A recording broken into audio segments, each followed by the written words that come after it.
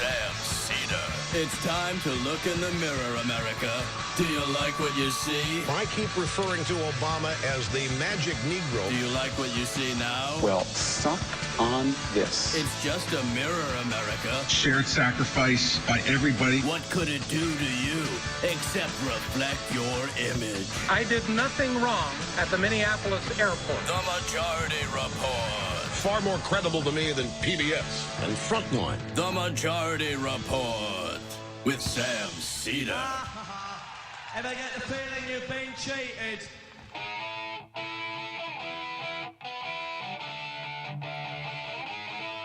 It is Tuesday, March 13th, 2018. My name is Sam Seder. This is the 5-time award-winning Majority Report. We are broadcasting live steps from the industrially ravaged Gowanus Canal in the heartland of America. Downtown Brooklyn, USA. On the program today, Tillerson out, Pompeo in, and Cotton hung out to dry. Anybody? And the heartwarming story of a torturer who didn't let her war crimes inhibit her career trajectory. Meanwhile, Pennsylvania 18 votes with potentially... what does that mean? I can't read my own writing. Well, important repercussions. Republicans declare their joke of a House intelligence investigation over, and an ICE spokesman in San Francisco asked to lie quits.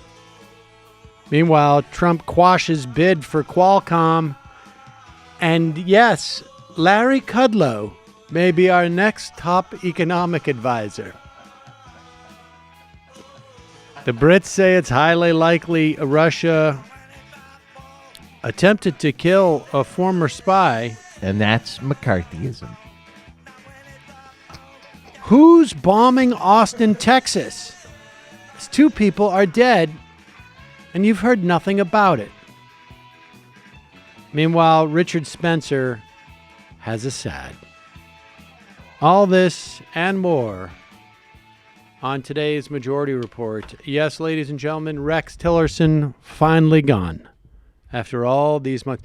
Now, I'm sure all of you are sitting there with bated breath because you all remember that Steve Mnuchin and Mad Dog Mattis and Rex Tillerson made a suicide pact, as it were, that if one of them was let go, the other 2 would also go.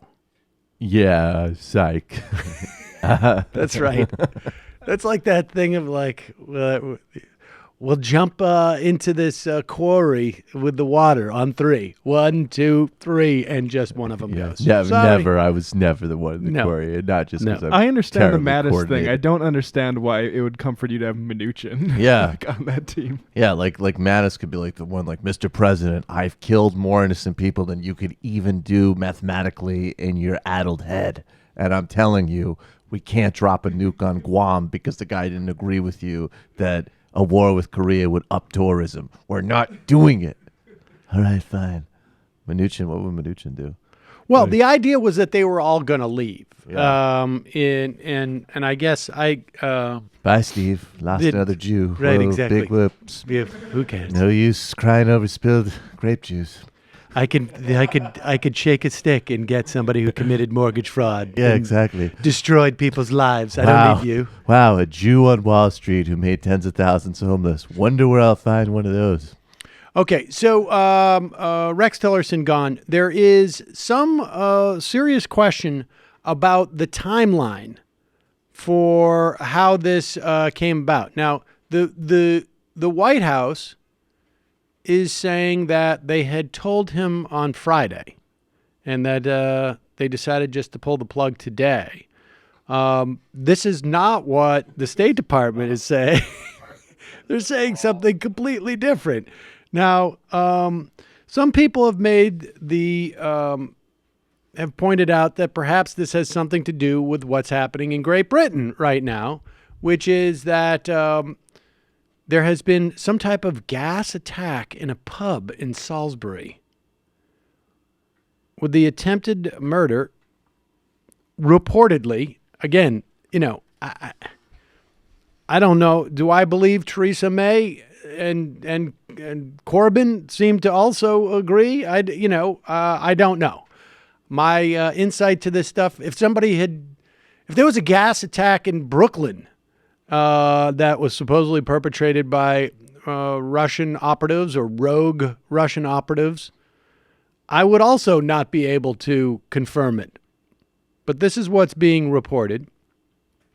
And there was this sort of little dance with the White House. So yesterday at 3:15 during the White House press conference, White House Press Secretary Sarah Sanders has this to say about the nerve agent attack in the UK after being asked. Will be any repercussions for Russia from the United States in coordination with its British allies? Look, we've been monitoring the incident closely, take it very seriously. The use of a highly lethal nerve agent against UK citizens on UK soil is an outrage. The attack was reckless, indiscriminate, and irresponsible. We offer the fullest condemnation, and we extend our sympathy to the victims and their families and our support to the UK government. We stand by our closest ally and the special relationship that we have. So you're not saying that Russia was behind this attack? Right now, we are standing with our UK ally. I think they're still working through even some of the details of that. And we're going to continue to work with the UK, and we certainly stand with them throughout this process. Theresa May said it was either Russia using it themselves or that it had given its chemical weapons to a third party to murder a British citizen, the latter being highly unlikely given the nature of this weapon. So, like I just said, Zeke, we stand with our ally, and we certainly fully support them and are ready if we can be of any assistance. Okay, so that's Sarah Huckabee Sanders really refusing to echo what the Brits are saying at that time about this attack, which is really along the lines of like, are you a fascist? And it's, I am not a communist. So then about 3 hours later, we have Rex Tillerson being reported by the AP as saying that the nerve agent clearly came from Russia to the AP. The U.S. has not gotten very far in improving relations with Russia, with Moscow. And instead, what we've seen is a pivot on their part to be more aggressive. And then this is what Theresa May had to say during that time as well. It is now clear that Mr. Skripal and his daughter were poisoned with a military-grade nerve agent of a type developed by Russia.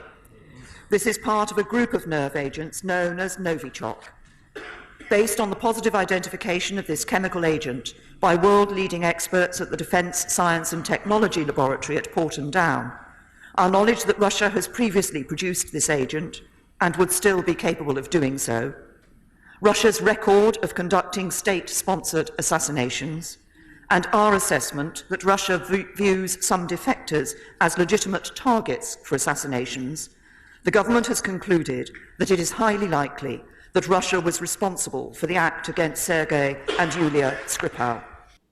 Okay, now, for those of you who are living on the east coast of the United States, the UK is, 6 hours ahead of us or 7 hours?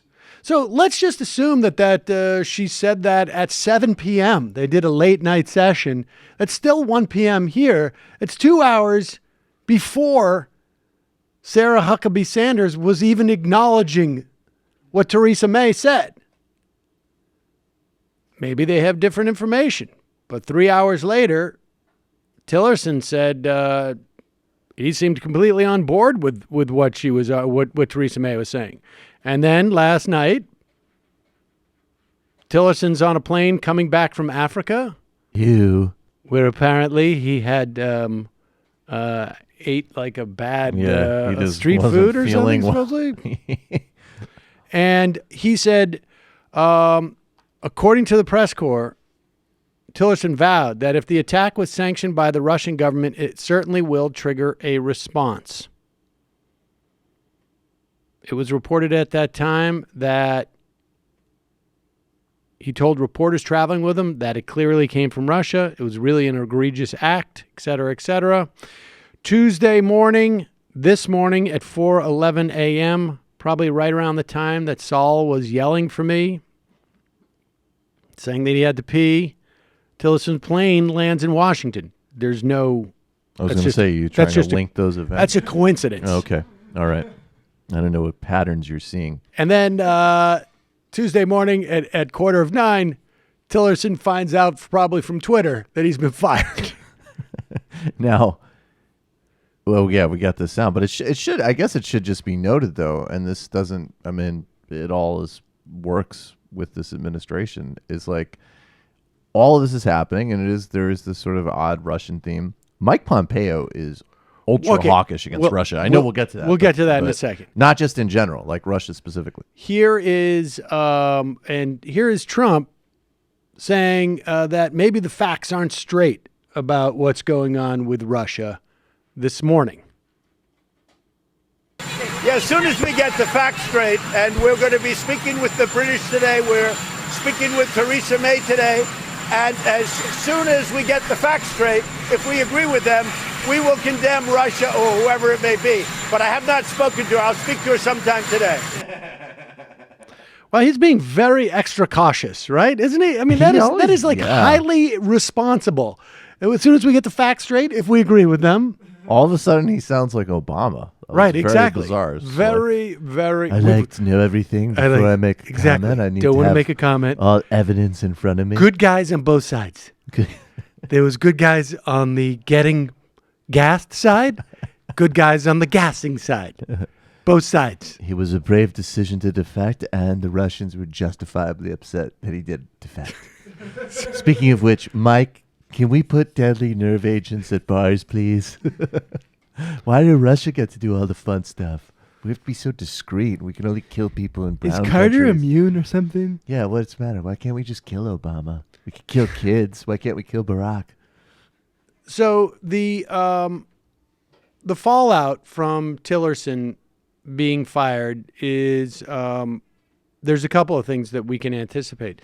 The probably most important issue surrounding Tillerson's firing is that we will not have access to oil and gas reserves around the world. No, that's not. Well, sort of. There is reason to believe that Tillerson was a moderating force within the administration in terms of the administration's perspective on the Iran deal. Because there's a lot of players that the Trump administration, broadly speaking, seems to be, I don't want to say in cahoots with, but yeah, in cahoots with. We know that Kushner has had some deals with the UAE, and certainly Nikki Haley also is on the sort of the Saudi, UAE, Israel axis. Always Israel. And so Tillerson was it's hard to say this, but a voice of reason within the context of the perspective on the administration's relationship with the Iran deal. And here is Donald Trump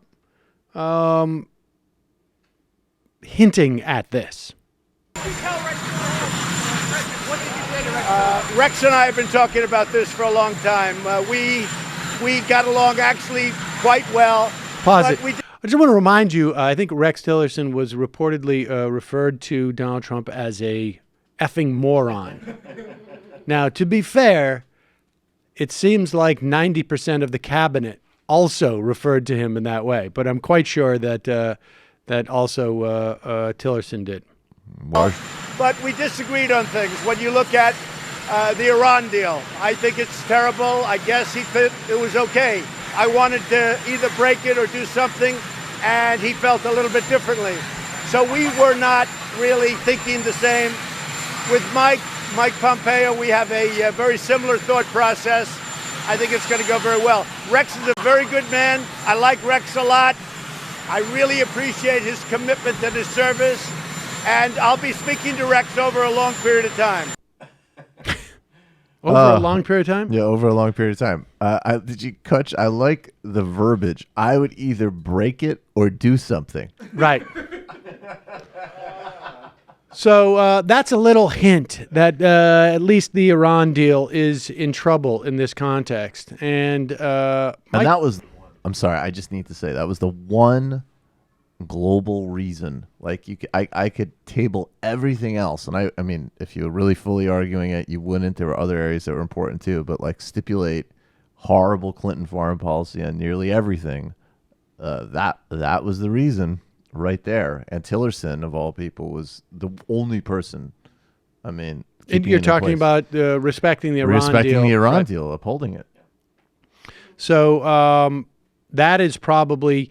And I don't... Off the top of my head, there is a provision in the Iran deal where the president has to reaffirm every, I think, 90 days. Every 90 days. This has nothing to do with the actual deal. Congress threw it in because they basically thought they would use it to humiliate Obama and then Clinton every 90 days to be like, see, you're co-signing that Iran's the best place in the world, but now under Trump it becomes a different thing. Right. And so it's unclear what happens next with, but I would imagine sometime in the next 60 to 90 days. I don't know when that comes up again. They're going to use that as a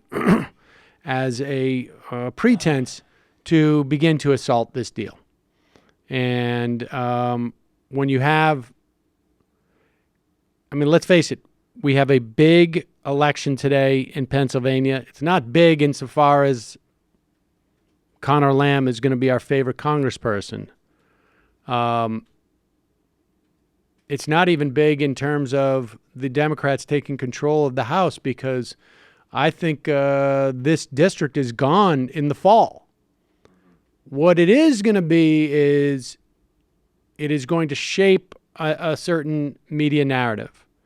And if Conor Lamb wins in an R+11 district, in a district where Donald Trump won by 20 percentage points, where Donald Trump visited, where Conor Lamb, and this is important, has been attacking Paul Ryan, where the Republicans' attempts to run on the tax deal was abandoned 2 weeks ago because it wasn't working. The question is, where are Republicans going to go after this? Where do they hide? If Paul Ryan is shown to be toxic in this district, if Donald Trump is irrelevant in this district, I think their usual go-to is going to be either be afraid of black people or be afraid of Muslims. And the Iran deal would give them something for that. I mean, that's one concern. Here is the guy who's up for election today. Remember, this was an empty seat that was vacated. It's a special election. It was Murphy, who was a very staunch family values type of guy, and was willing to apparently extend that type of value to people who were not in his family, specifically female staffers. Yeah. He's a flexible guy. So here's Saccone. Now, generally, when people think of the word underdog, you presume that means someone who has no chance of winning at the beginning of a race or a competition and then goes on to win. Here, that word gets a little bit of a massage. Well, I've always been the underdog in every race I've ever ran. This is my fifth election. So I relish being the underdog. That's good. Yes, he's not the underdog. He entered the race as of course he's going to win. And now it looks like he might lose. It's 50-50, but that's not what makes you an underdog. If the idea that you might lose makes you the underdog, then there are no non-underdogs. So, is he the guy from yesterday with the little arm flap? Yes. Oh, he's okay. Saccone. Wow. Meanwhile, I would say after seeing that video, I think it's totally fair to consider him an underdog at literally any undertaking he's ever participated. Yeah. He's an underdog at life.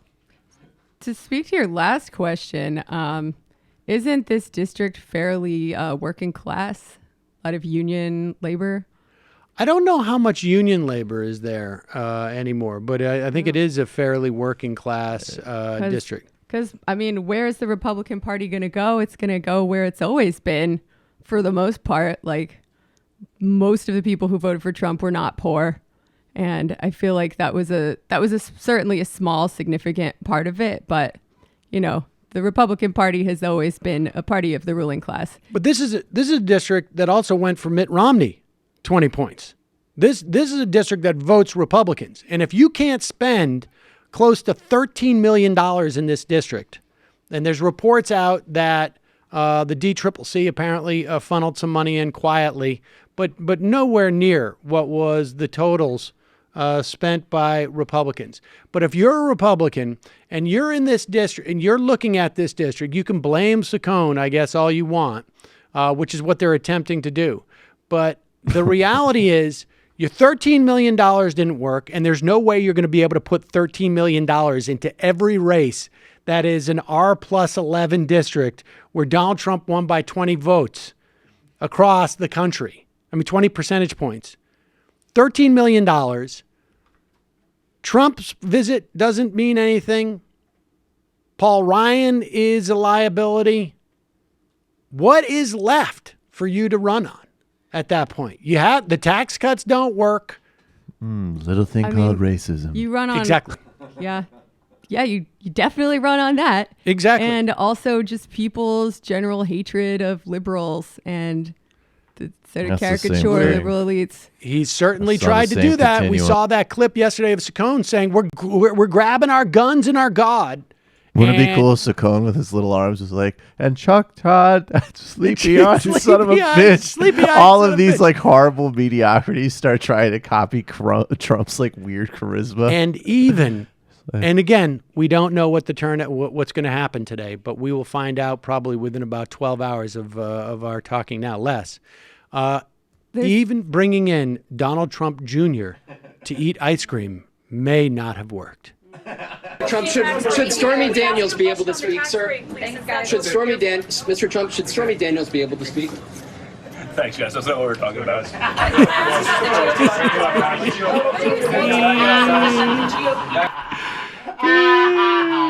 Num num num num num. Exactly. Do we know, is the problem for the GOP, is it depressed turnout or a turnout on the other end? We're going to find out. I think it's going to be both. I think that's going to be both. I mean, there's no way this race should be this close. And I think it's going to be both. But we will find out shortly. There's a report from the New York Times that says, "My union or my president, dueling loyalties mark Pennsylvania race." There you go. Well, Conor Lamb has certainly gotten endorsed by the unions in that area. And so that's going to help in terms of turnout. Want to just turn back to what's going to happen. Two interesting things in terms of the succession of Tillerson. Pompeo is in. Pompeo was reportedly slow-walking the CIA's investigation into Donald Trump. I'm sure that that made Trump feel good about Pompeo. There was reports that Tom Cotton, back in the day when we were talking about Tillerson being fired months ago, that Tom Cotton would become CIA chief. It is conceivable that folks in the Republican Party said, you know what? After Alabama, we shouldn't be taking a sitting senator and putting them in a position in the administration, because that opens us up to a certain electoral liability. So the good news is that Tom Cotton will not be the CIA chief. And here, this is great news. The ceiling has been shattered, folks, the glass ceiling. We have our first female CIA chief. And boy, oh boy, is she more than qualified, because this woman, Gina Haspel, she oversaw the torture of multiple terrorism suspects, and then was instrumental in the destruction of videotapes documenting their torture in a secret prison in Thailand. In fact, she was the head of of this black site in Thailand. This is where clandestine American intelligence officers regularly tortured people suspected of being affiliated with Al-Qaeda. This is all from the Senate Select Committee on Intelligence report on what happened at the prison and who was involved. This, of course, was part of the Bush administration's efforts to combat humanity in the wake of 9/11. She was one of the program's most prominent leaders. She oversaw the systemic torture against Al-Qaeda members, including Abdul al-Rahman al-Shasari and Abu Zubaydah, who, I guess it was al-Sisi who supposedly told us that Saddam Hussein had weapons of mass destruction. How many waterboards was he 80, in? I believe it was 86, but that's just off the top of my head. Now, there was a guy, Jose Rodriguez, who was the head of the CIA clandestine service. He supposedly authorized the destruction of 90 videotapes in 2005. They were being requested by the Senate Intelligence Committee. He destroyed them. And at the time, he was the fall guy for this. But 7 years later, in a memoir defending the use of torture, he wrote that Haspel had drafted the cable ordering the tape's destruction. She was Rodriguez's chief of staff at the time. So it's unclear whether or not the order came from him or from her, but she was certainly deeply involved in it. Haspel, the CIA wanted to have her run the clandestine operations. Dai-Fi, who was then the senior Democrat on the Senate Intelligence Committee, blocked the promotion. And there's been over the years some Democrats who have had a problem with her. But here's what the problem was. Zebediah was waterboarded 83 times in a single month. He reportedly had his head slammed into walls. And, you know, frankly, we don't have the videotapes, so we don't really know how much worse it got than that. I imagine it got much worse. I think Jose Rodriguez acknowledged at least like smacking and waterboarding in a 60 Minutes interview at the very least. Yes. And if you admit that. Right.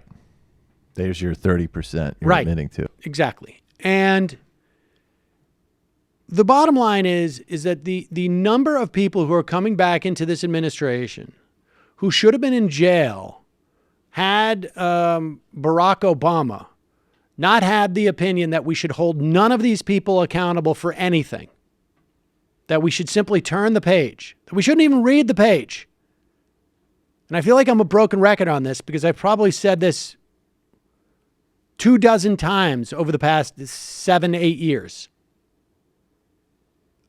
This is what you get. And this was no surprise. We saw this with Watergate to some extent. We saw it with Iran-Contra to a greater extent. Each time you hold these people less and less accountable, the bar gets lowered and lowered and lowered in terms of what it takes to hold people accountable. So you can talk about the destruction of norms under the Trump administration, but understand that these were midwived by the turning the other way by the Obama administration, whether it was in terms of the banks. We talked about why Steve Mnuchin, instead of sitting in a white-collar prison or having just got out on probation doing community service, is now the Secretary of the Treasury. Here's another example. and understand that every time you have one person like this that we can see that should have been held accountable, there are dozens, if not more people who are subsidiary to that person, who are also getting away with stuff, who are also sending a message throughout the institutions that they populate that you will not get punished for doing these type of things. And in some instances, you will continue to float to the top. And become head of the CIA. And become head of the CIA. I think just a button, people should look him up more. Jose Rodriguez, it's just because you mentioned this. He was also questioned in the 80s as part of Iran-Contra because he was in the Latin America division. And in 1997, he was condemned by an inspector general at the CIA for intervening with the Dominican Republic's government on behalf of a friend in a major drug trafficking case. I mean, so that's just how it works. And Yep. of course, as you say, like Jose Rodriguez represents dozens of other people. I don't know. I think you guys are being kind of sexist. Would you be criticizing her torture record if she were a man? I would like to come out and promote our new CIA director. This is Hillary Clinton. I saw Black Panther. There's a super predator I can get behind. I mean, honestly, it's just that people should contemplate this. She oversaw the heart of the torture program. And now she's head of the CIA 10 years later. Like, it's not that, that time where she broke... the glass ceiling. Where she broke the glass ceiling, but also the glass ceiling apparently around the Nuremberg laws and the... The glass ceiling was a window pane over a suspect's face in Thailand. But not only did this not slow her trajectory, she is basically at the pinnacle of her career. Not to mention, like, now we have the head of the CIA whose perspective on torture is not only good to do, good for the career too. Oh, yeah. Definitely. How is she going and a Secretary of State who's a promoter of torture as well, and Mike Pompeo. How is she going to say no torture? Why would she? I don't think that there's even... I mean, and also, again, just from Jose Rodriguez. Jose Rodriguez he came out to, sort of reposition himself from a career perspective. He defended the program in every step of the way. He was happy with that. There's no reason to indicate that that Gina Haspel would be she hasn't recanted anything. No, I mean, of course not. Even Brennan, the torture complicit people that Obama brought in, they had to leak that they were like, oh no, we were super not into bad about this. It. Right, Brennan had to do. Well, this was dance. happening. Right. I was totally not into that. These ones were like, no, that was cool. It's nuts, folks. It's really nuts. But this stuff is important. Next time, we'll see if we can get it right. Got to turn the page over and over again, he said. Now George Bush and his chief speechwriter, the Axis of Evil, now they're heroes. Right. Now David Frum is a hero. David Frum. Look at what David Frum still writes about Muslims. He's just a friggin' I understand that there are tasteful Likudniks. That should not be the test of how far policy goes.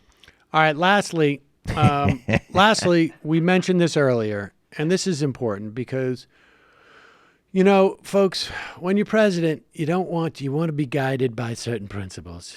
You don't want to react knee-jerk to anything. People recall that Rex Tillerson apparently referred to Donald Trump as an effing moron. To be fair, only based upon conversations that Tillerson had with the president.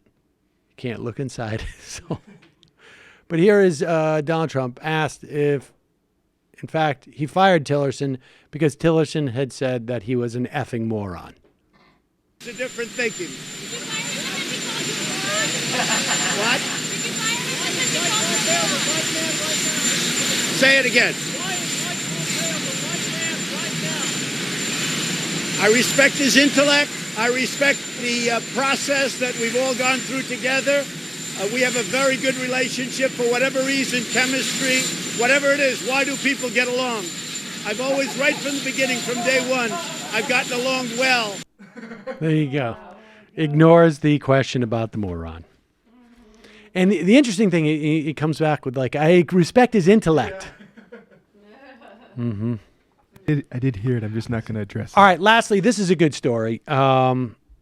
It's nice to see something like this. The spokesman for, now, as you know, I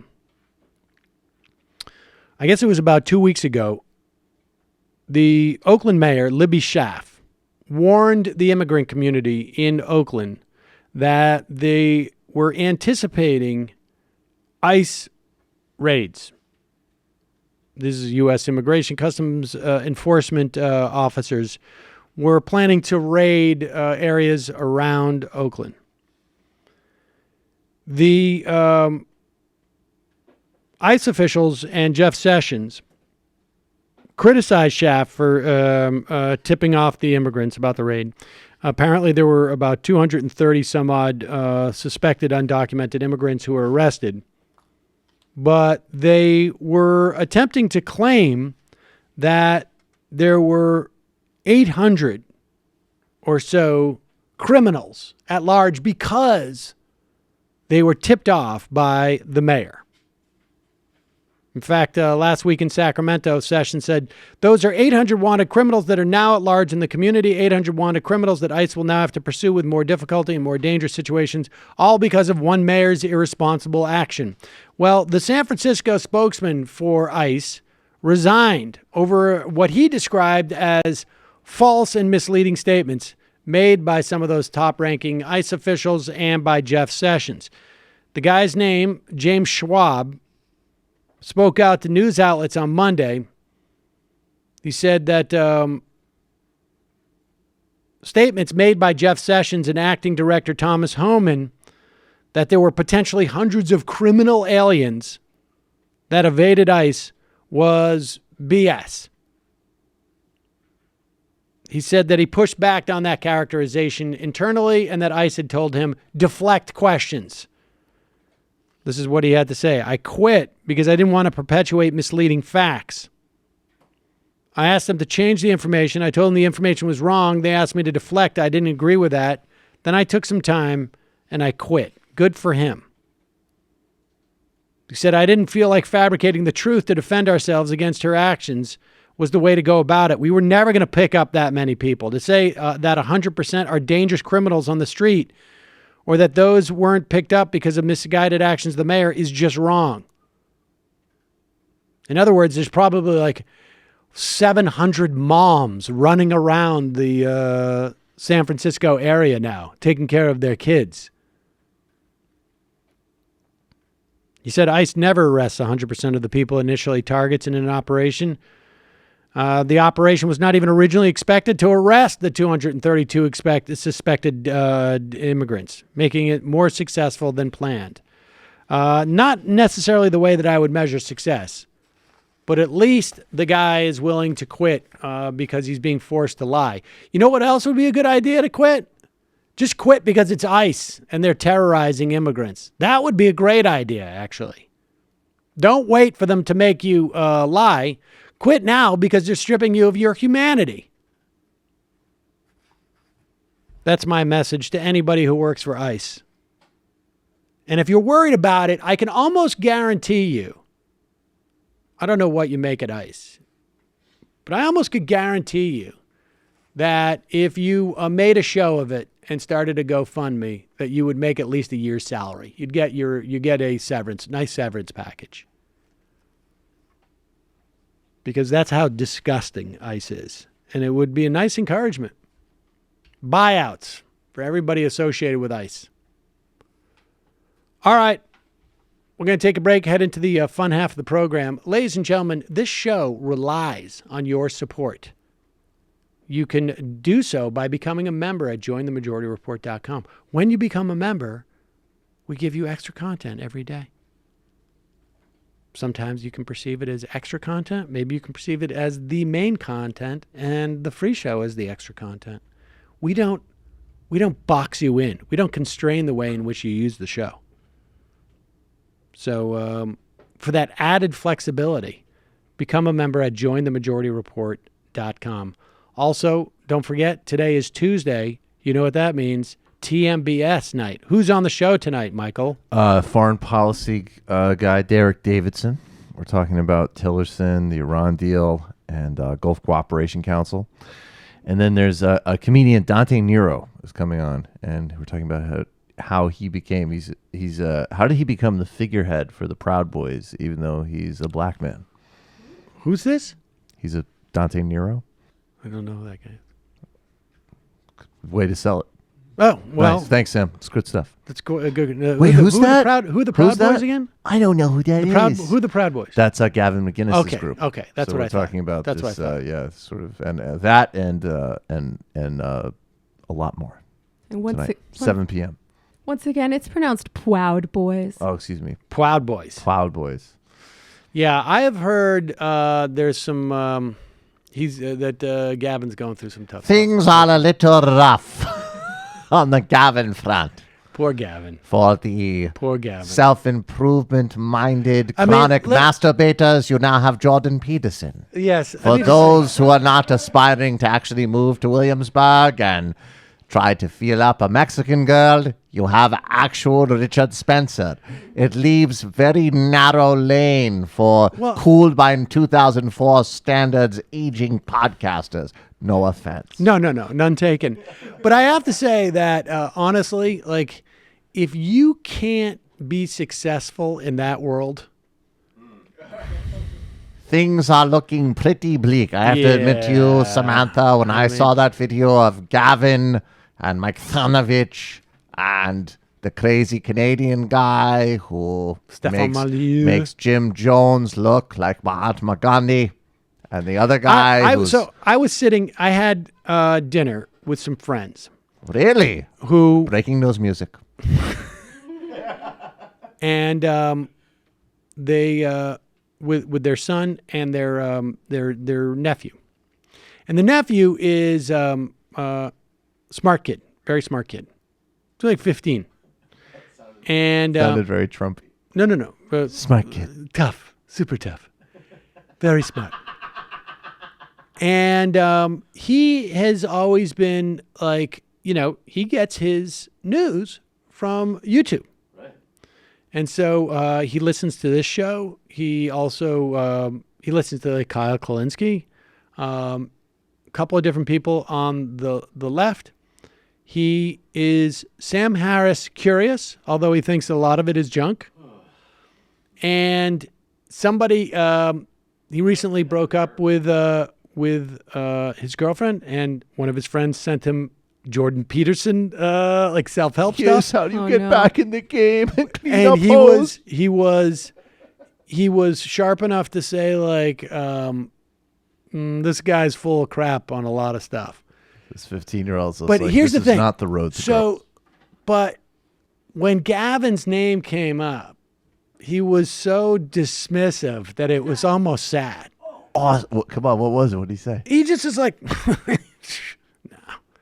Like, it was just like, it was. Oh, now I want to know. Like, he was like, he would at least take all of these other figures somewhat seriously. Right. But like, and even like Cernovich, he was just like, that guy's a tool. But with Gavin, it was just more of like pity. And I thought that was like... It's very perceptive. It was. It's not just intellectual. He's got extremely emotional smart. intelligence. Very smart guy. Very smart guy. I mean, for a 15-year-old. But I felt bad for Gavin with how dismissive this 15-year-old was of him. And I was just like, oh, boy. That's boy. good. Yes. So, Gavin, if you're out there... I was going to say something encouraging, but now, why? Like, nah.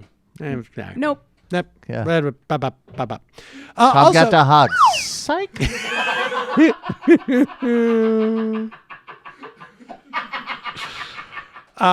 Folks, also, don't forget, Jamie's Patreon is in effect.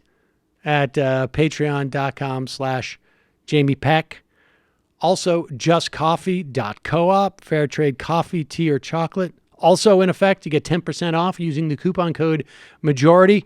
Going to take a quick break. Head into the fun half, 646-257-3920. Back in a minute.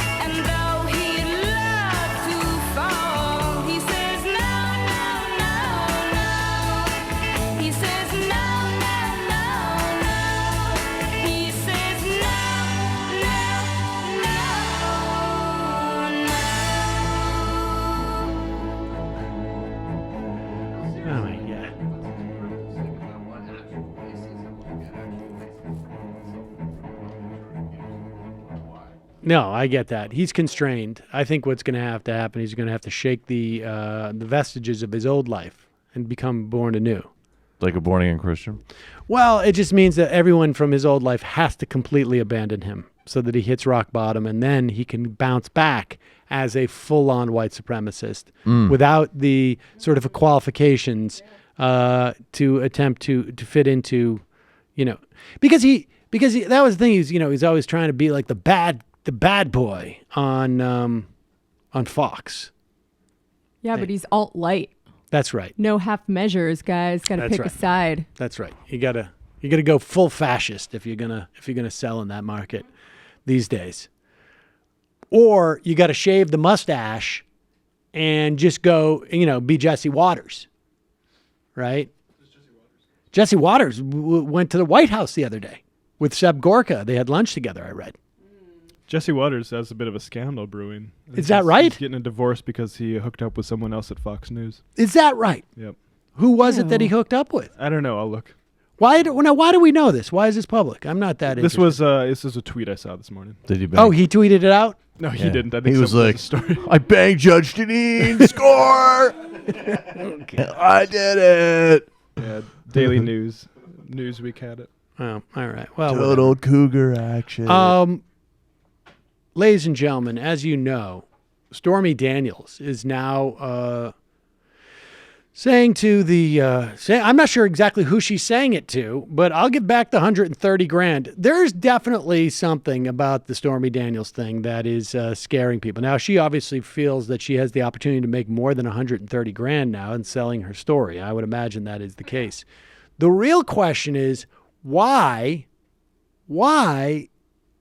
are the Trump people so uptight about this? Now, there's those who keep saying that there is stuff in her story that would validate the P tape. Not directly, but rather that she would say something like, oh, yeah, he asked me to pee on, my bed or whatever it is. Who knows? This is possible, but I think if that is the case, it's a coincidence because there was no reason in October for the Trump people to be concerned about the Steele dossier. And there's really no reason to believe that, generically speaking, what we know about him having this affair now would in any way impact his support. I still contend this is about Melania and a prenup. That's what I think. To be clear, they're not mutually exclusive propositions. The Trump people could have been very worried about Stormy Daniels because of what her revelations, the implications of her revelations would be on a prenup deal that he had with Melania. And they're not mutually exclusive. And she could also have information that would in some way make the P tape seem more plausible. So both those things could be true. But Alex Jones has a third theory. We've seen with other famous celebrity cases where famous people have sex with porn stars, they tend to go out and do a reenactment video. Pause it. Where is he? Is he in Aspen? That looks like Aspen. That looks like Aspen, Colorado. I mean, he lives in Austin, Texas. Is it snowing down there? I don't think so. I've come up to Aspen to just because I'm afraid of the globalists of all places. Here we go. Better believe that this reenactment video is going to be hyped by the media everywhere. It's going to be on pay-per-view, and it'll be a way of corrupting the public, degrading the presidency, degrading women, and it'll be a way to drag everything through the mud. Yeah, he really and then make cares about hundreds of millions degrading of women. dollars perhaps off of it in an attempt to bring down our president. And you know that they're going to try to degrade him however they can, as they already did during the campaign with all of the incredible sexual insults and the rest of it. I mean, it is just amazing to watch how the media I don't think he understands how the sexual insults came. Were people sexually insulting Donald Trump? I was, actually, at least going back to 2015, to be fair. I'm very upset about what Michael Brooks is doing. He's trying to taint the whole presidency. What he said about him wanting to have sex with his daughter, while true, according to documents, is very offensive. I mean, they would probably consider it sexually insulting that I think he has an adult baby fetish, which I think is the fourth and most plausible explanation for the money. He does have an adult baby, but that actually is true. That is true. It's true. I think it's true, and it's super insulting. It's disgusting. Actually, it's just a matter of your perspective on that. It's just amazing to watch how the media protected Barack Obama and his reported bisexuality. And it is incredible how they protect Oprah and Hillary and all of it. It's just incredible how the left claims they're these open, free souls, and then they're always out there using sex for control and claim if a man hugs a woman, it's some form of rape. It's incredible. So again, Stormy Daniels has absolutely sold out to the globalists, and it's just another attempt to derail the productivity in this country coming back. And a man by his enemies, all these evil globalists that are anti-family, anti-human, anti-America, anti-free market, hate this president. So again, he's never claimed he's perfect. He's never claimed he's not a red-blooded American. He's never claimed that he doesn't think, God's greatest creation, women are beautiful. The point is he's all about life. He's got a great family, a lot of great children, and he's moving this country forward with prosperity, and it's a blessing. And that's why Christians and evangelicals understand that Trump never lied to us. He told us the truth. He stood for what he stood, and he's been delivering on every promise he made in triplicate, and that's why the globalists hate him. I'm Alex Jones. You get tomorrow's news today at Infowars.com. There you go. This is really nice backdrop there. It's very pretty. Very pretty. Very I would soothing. a little more headroom on that shot than I would generally go for. But so there you have it, folks. The Stormy Daniels, sadly, according to Alex Jones, is sold out to the globalists. She sold out to the. There was a time where she was the globalists couldn't touch her. They came and they said, we made a deal that was too sweet. Too sweet. Now I want to clear up the bisexuality stuff if I can, devil. Please. Well, there was a time Stormy Daniels was challenging the globalist Gray Davis back in the 2000s. She ran. She was is that right? She was part of that. That's right. Really? Okay. Wow. There you have it. I only spend time with my boyfriend during Bulls games because I don't like it's best of all worlds. You can watch the game with your best friend. Don't bother you with female nonsense. Then you can blow each other. Right. There you go. Makes total sense. Michelle's always like, what's that? What's a field goal? What does a technical foul mean? Shut the fuck up. Bring my boyfriend over. Field he goal. Understands the game. Field goal, not a basketball term. Fuck you know. Just wanted to let you know. There you go. I can't wait to be proven right about all of this. Which part?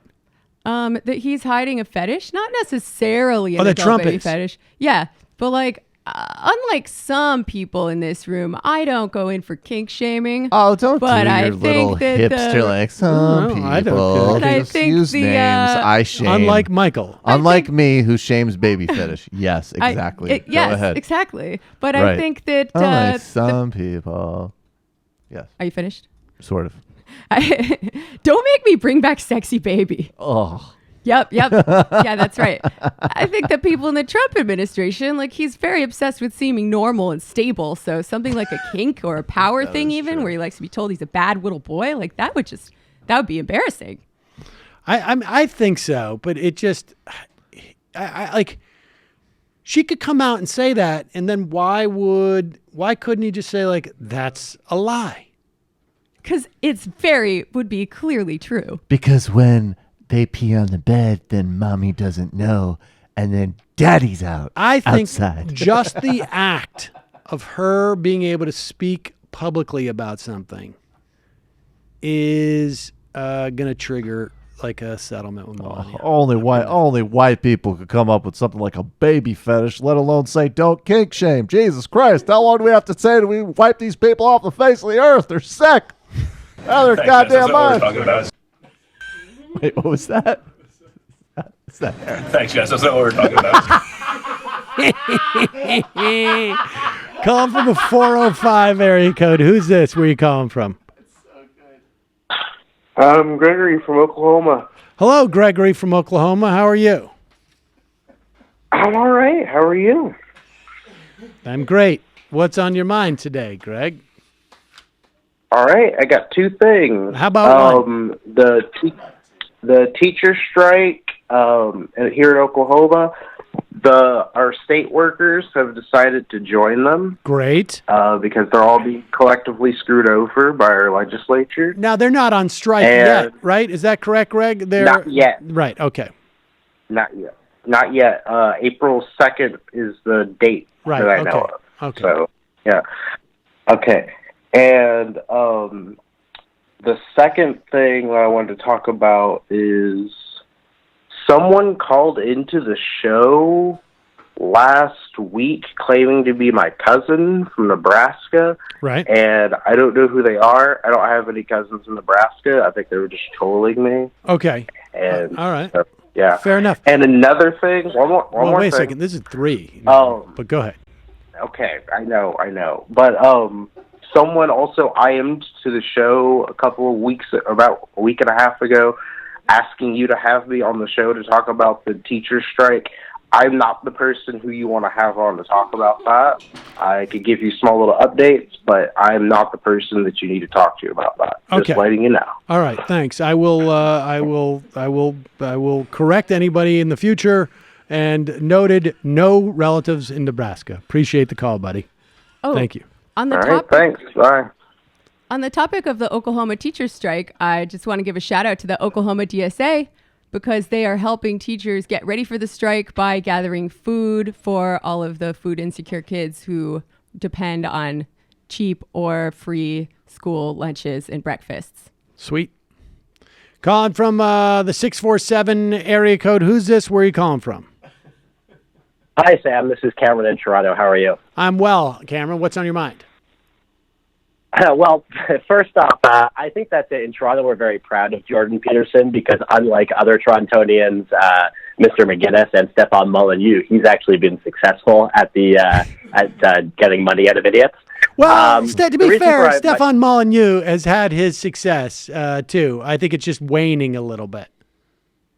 We finally made the big leagues. The reason for my call, though, is I wanted to get you guys' opinion on California Senate Bill 827. I don't know if you guys are familiar with this bill. Have you guys heard of it? I don't think so. Which one is it? Okay.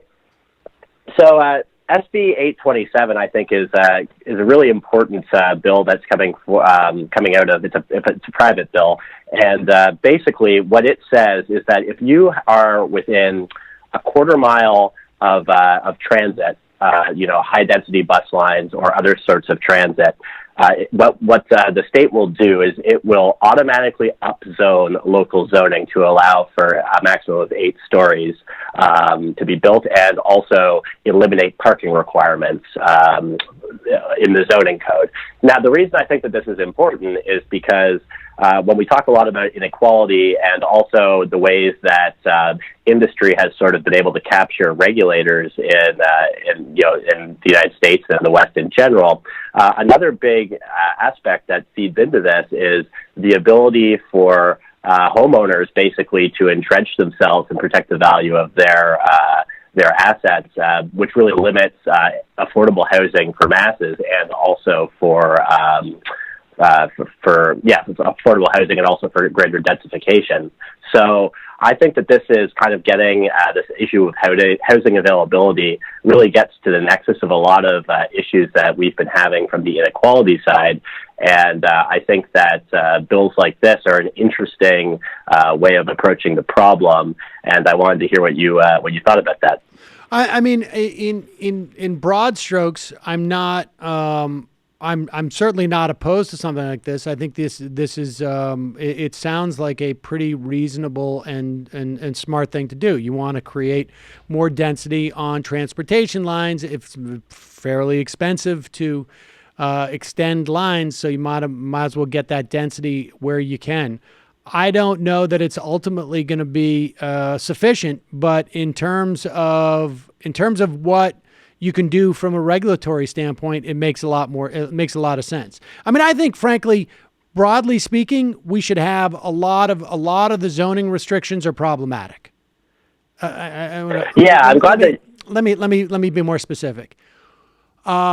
There are cities in this country where they try and maintain the zoning and the sort of the cuteness, I guess, and what ultimately ends up being, sort of limit the housing supply so that the value of the housing supply continues to go up.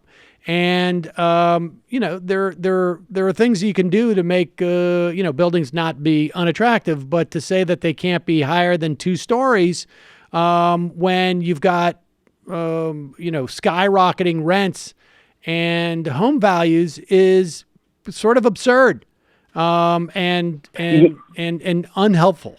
So, broadly speaking, in terms of like zoning, that's something I'd like to see change. Yeah, I absolutely agree. I think that this is one area where liberals often, like the intuitions that a lot of people on the left have, broadly speaking, without looking into these issues too much, kind of cuts away from what is actually the progressive policy, right? So there's a lot of people who end up, I think, kind of being a little bit like not in my backyard, because the arguments that have been developed for some of these people trying to protect their assets and for local businesses, for instance, that don't want greater densification, sound plausible, as a progressive, but at the same time, they're actually cutting in the wrong direction. So I think it's like kind of a great thing. I mean, obviously the bill has a lot of opposition, but I think there's still a good amount of support in California. I'm not an expert on California politics, so it's something for you guys to watch out for. So thanks for taking the call. I've been a listener since before the great math wars and Walter Block, and I really appreciate what you guys do. Thanks for the call. And frankly, I also got to say, like, my experience when you see that type of density built up around public transportation is that those areas end up actually becoming extremely interesting and fun to live in. because my experience has always been that, there is a sweet spot where you start to attract like people who are not living just to make money, but are living to create all sorts of different things and art and artisanal stuff, and it just becomes more interesting. And also, that type of density makes things more walkable. I mean, that's also just my preference. I prefer to walk. That's my whole thing. Sounds pretty cuckish to me. It's a little cuckish. MR member, Sam, every single torture video still exists in Cheney's DVD collection he watches each morning to kickstart his heart. Entitled Prick. Sam, as someone who has spent time with many celebrities, who in the studio would become the biggest prima donna if they found serious fame? I think everybody knows. I think everybody knows. I don't think we have to. I want some fucking Fiji water. I don't think we have to. I'm working on it. Would? Yeah, exactly. Shut up. Even, let me put it this way. Jamie, can you move a little bit? You're catching me in my periphery, and it breaks my flow and my impressions. Let me just slightly edit your question. Who's the biggest prima donna in the studio? Who in the studio would become the biggest prima donna if they just got a slight uptick on their Patreon page? Joseph Ballin. When I saw the headline, Trump fired Tillerson over disagreements over the Iran deal, pure terror struck me. Visions of 2002 Iraq war buildup are coming back. God help us all. And I'm an atheist saying that. Joseph Ballin. Bullprogs. Diapers can be used to embarrass your own political movement or to spice up the bedroom. It's all about perspective. Let's keep an open mind, everybody. Attorney Andrew. Nope, not on that white nonsense. Sam, very upset with you for not bringing up Demi Jor's recent interview where he defended the idea of teaming up with Mike Cernovich to fight the deep state. It's your worlds colliding, Sam. Your two great enemies teaming up to stop you from killing Seth Rich again. You can't write this shit. Well, I guess, should we play this? Didn't Two somebody send us people the clip? cross-tweeting racist is the same as teaming up with Stalin to win World War fucking II. If you don't see that, fuck off. Somebody did fucking McCarthyism. Tweet us this clip. And it was Jimmy Dore was on the Katie Halper show. And apparently they were talking about, now, I got to be honest with you. And did you find the clip? Michael, somebody tweeted to both of us. I know. I don't remember. And if somebody's listening and they want, it was a while ago. It was like on Saturday. Yeah. Well, I mean, here's the point. And we'll play we'll find the clip and we'll play it here. But somebody sent this clip of Jimmy Dore on Katie Halper's show. And and apparently the name Caitlin Johnston came up. Now, I got to be honest with you. I'm not familiar with her work. But apparently there was a controversy where she was saying that the anti-war left should team up with folks like Mike Cernovich, to fight the. Well, here's the clip. Do we have the? Okay, here's the clip, and so you. Lynn Johnson, she's from Australia. Oh yeah. She's really she draws a lot of criticism. Yeah. She had recommended, she was anti-war, and I think this is how it went. She recommended working with that guy Mike Cernovich and some other right-wingers to end wars. Yeah. And everyone then said she's the worst person in the world, and you can never listen to her. Yeah. And that's real easy to dismiss ideas that way, right? Yeah. Oh, and so when someone does that, who's a Hillary voter, I always tweet at because this happens on Twitter all the time where they try to smear her like that. Oh, she's nuts or something. Right. And I'm like, first of all, she wanted to team up with right wingers to end war. She didn't want to team up with right wingers to go commit racism. Right. It's just like I don't know if you know, FDR teamed up with fucking Stalin to beat Hitler. So this is politics make strange bedfellows. Yeah, I agree. And you're not I always co-signing tweet, I always something, tweet at them a link to Hillary Clinton with fucking Henry Kissinger, a bona fide war criminal, and you voted for her, right? So you'll vote for someone who hangs out with Mike Chernovich isn't a war criminal yet, as far as I can tell. He's No, I don't know if we need to keep going. Can I just? I'm sorry. I need to just do this really quickly. Maybe everybody else could try with all we are saying is give peace. Well, first of all, now. This is just so. First of all, what is bizarre about Jimmy, and which I think indicates sort of some type of real emotional issue. I don't know how else to say that in a kind way. All of a sudden, Hillary Clinton popped into this conversation out of nowhere. As if there's someone who travels around with Jimmy saying don't forget to mention Hillary Clinton. Well, wait, did Matt and I share our theory about Hillary Clinton and Jimmy? Which he's got a sort of tinnitus that is Hillary Clinton saying "fuck you, Jimmy dog." Yeah, fuck you, so Jimmy there dog. was some type of thing his TV an '80s movie his TV electrocuted him during a debate, right? And now he's just she melded in. Yeah, now she's just "fuck you, Jimmy, you're failing at this appearance." Well, it's just you fucked so up on bizarre Halpert, because Jimmy. look, fuck you. The question is, does it make sense?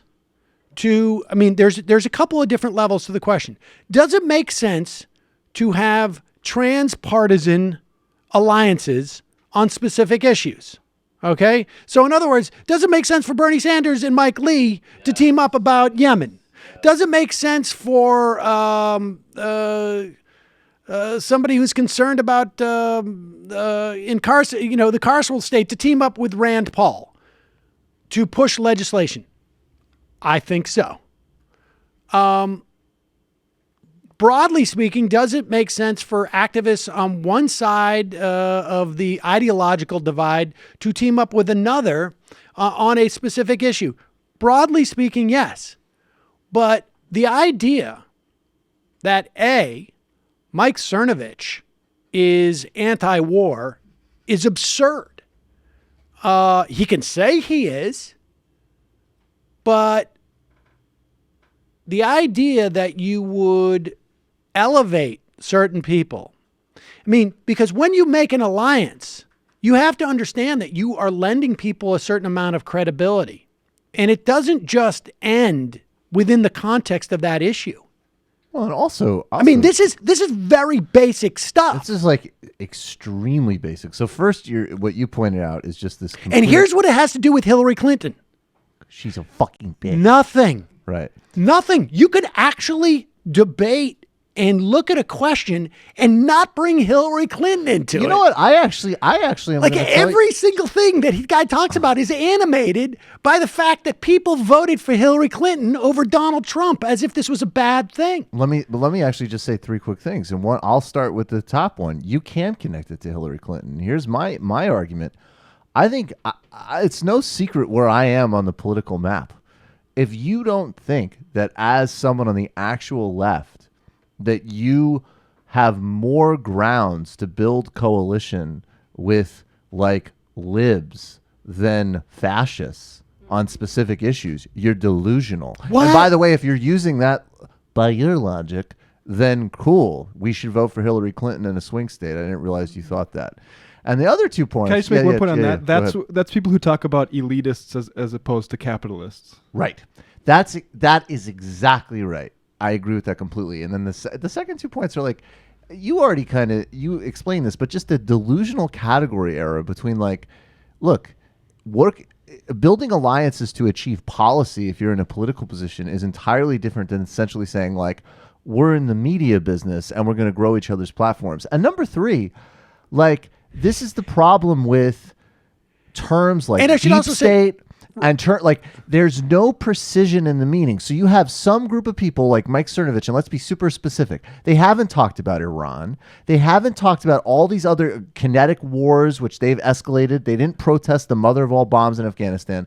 They oppose intervention in Syria, which I do too, but because they have a bizarre and actually very far-right sympathy with Assad and Russian foreign policy there, to the extent they even understand what that is.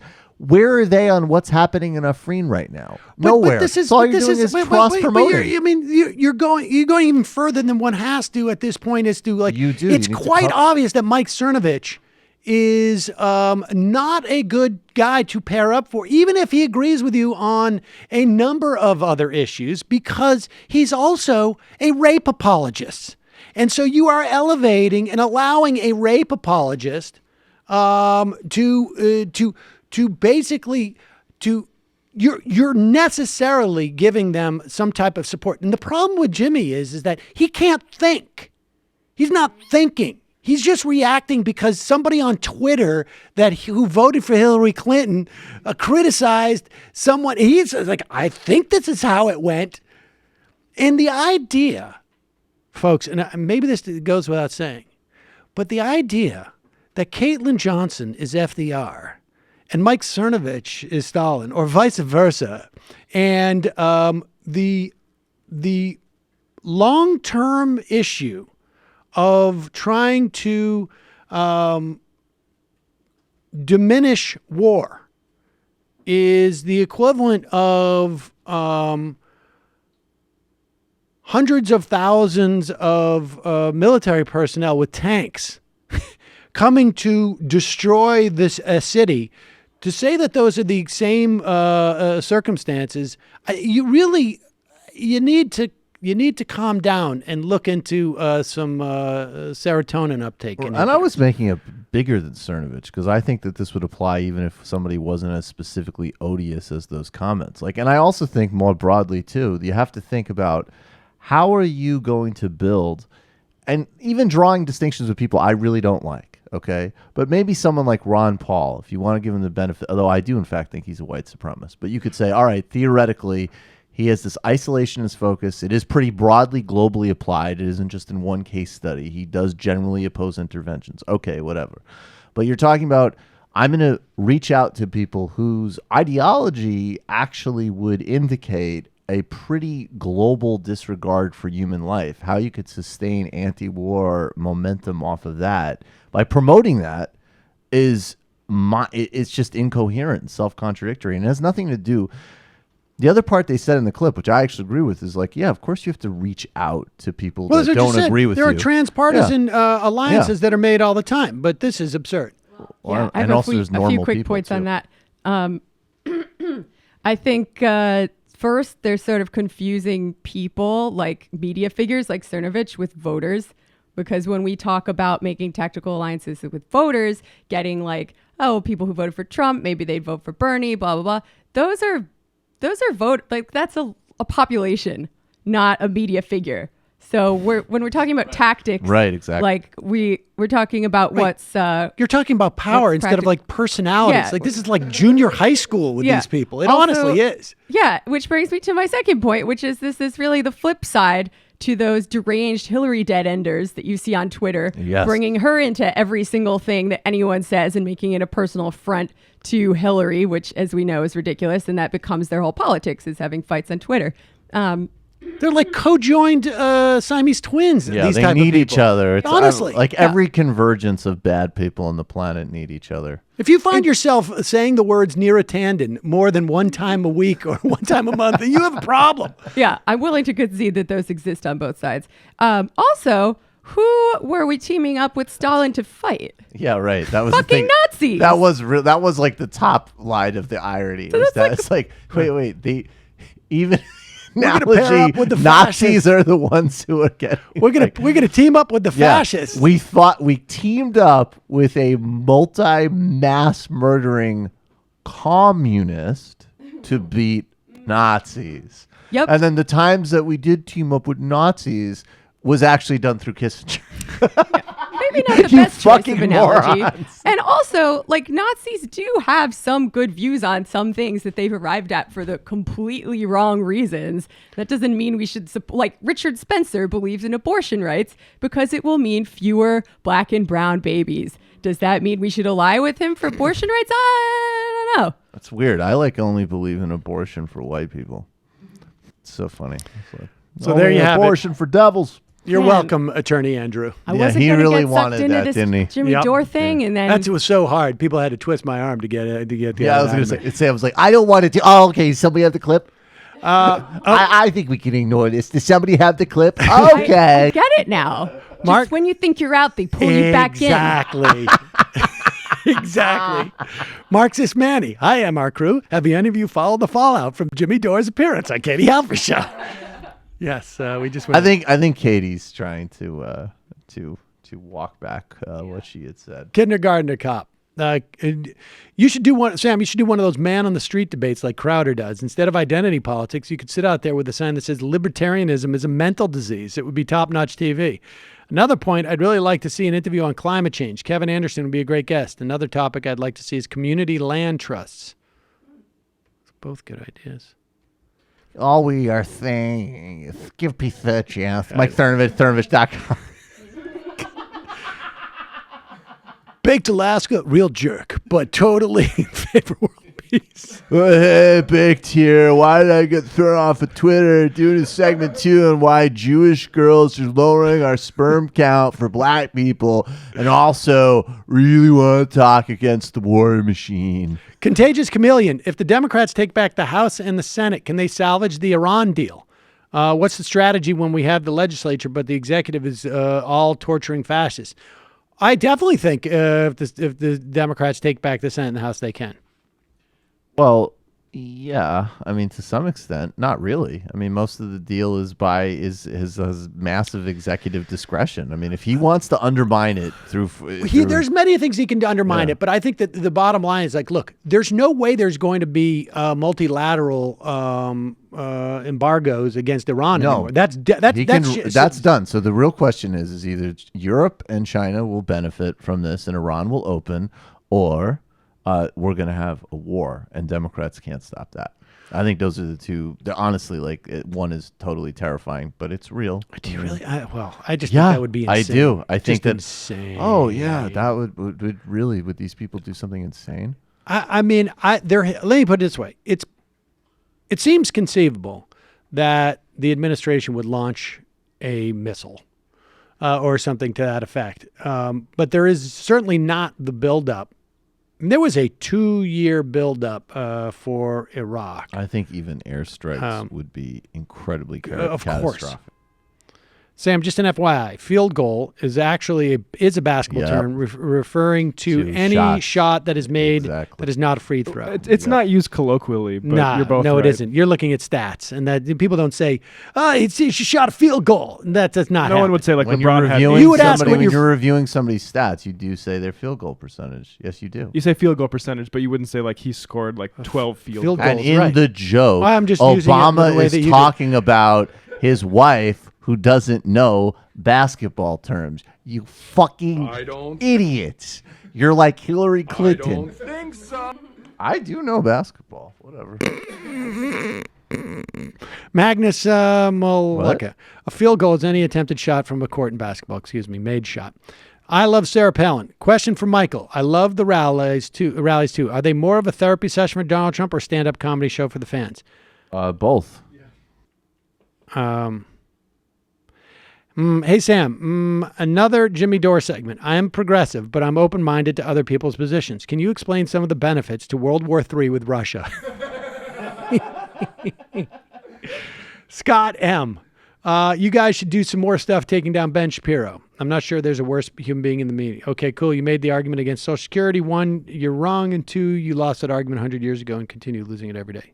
Sorry, second I am. Is there any chance of getting any of these idiots on the show to argue with them? Perhaps. I don't know. I guess we could ask. Who are they talking about specifically? Like Shapiro, Harris, Rubin, Peterson. I mean, Rubin won't because Michael was mean to him. Michael called him dum-dum, and now he won't come on. Calling from a 267 area code. Who's this? Where are you calling from? Hey, y'all. It's Fran from Philadelphia. Fran, what's on your mind? Two quick things about Jesse Waters and also James Woolsey.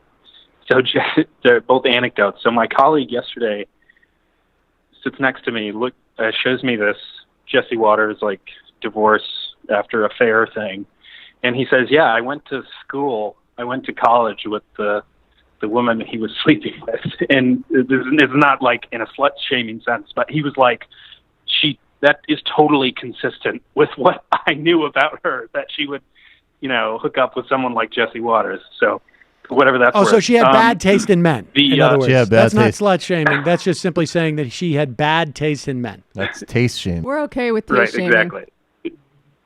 No. I just wanted to make sure. Don't be such a in any cuck. event, Just say what you so think. I have an anecdote about you guys talked about that James Woolsey clip the other week. Now, James Woolsey, just for people who don't remember, let me just, is a former CIA director who was a huge neocon, a big cheerleader for the war in Iraq, was recently on Laura Ingram's show on Fox and making the case that, Russia's interfering with our elections. She said, "Do we interfere with the elections?" He said, "Well, we certainly did in the past." She said, "What about now?" And he said, "Nom, nom, nom, nom, nom, nom, nom, nom."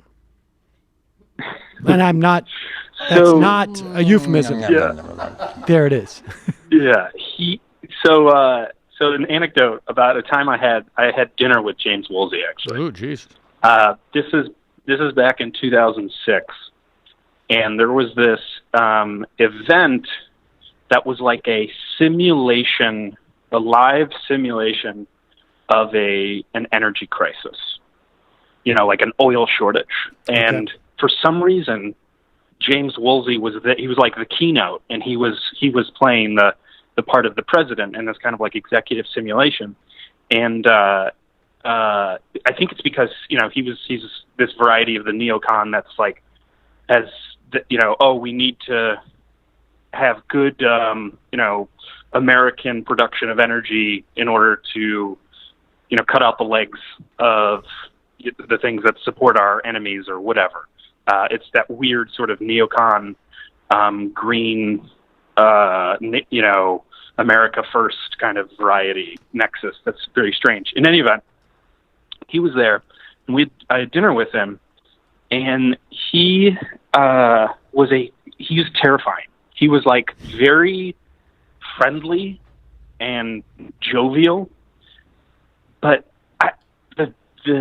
the cameras on TV don't do him justice as to just how terrifying this guy looks in person. He looks like a goblin. The thing that sticks out of my mind most about the interaction is he was talking about how much he loves South Park. It really turned me off from South Park for a long time. But he was just like, they make fun of everybody. And that he liked that. And I don't remember what the anecdote was, but him saying it and then his laughter, the cackle was like, did you ever see episode 3, Star Wars? And Senator Palpatine is transitioning into the Emperor. That's I seriously had an out of body experience as his face in this laughter that was just kind of unhinged, this cackle. He's just turning into Emperor Palpatine. It was so creepy. It gives me nightmares to this day. Not real nightmares, but whenever I think about it, it's terrifying. Hang in there. Anyway, I wish you could. That's all I wish got. you could get that out of your mind. But I appreciate the story. Yeah. Thanks. Doesn't sound very fun. No. Folks, it appears that. Oh, you know what? Since we're talking about Hillary Clinton,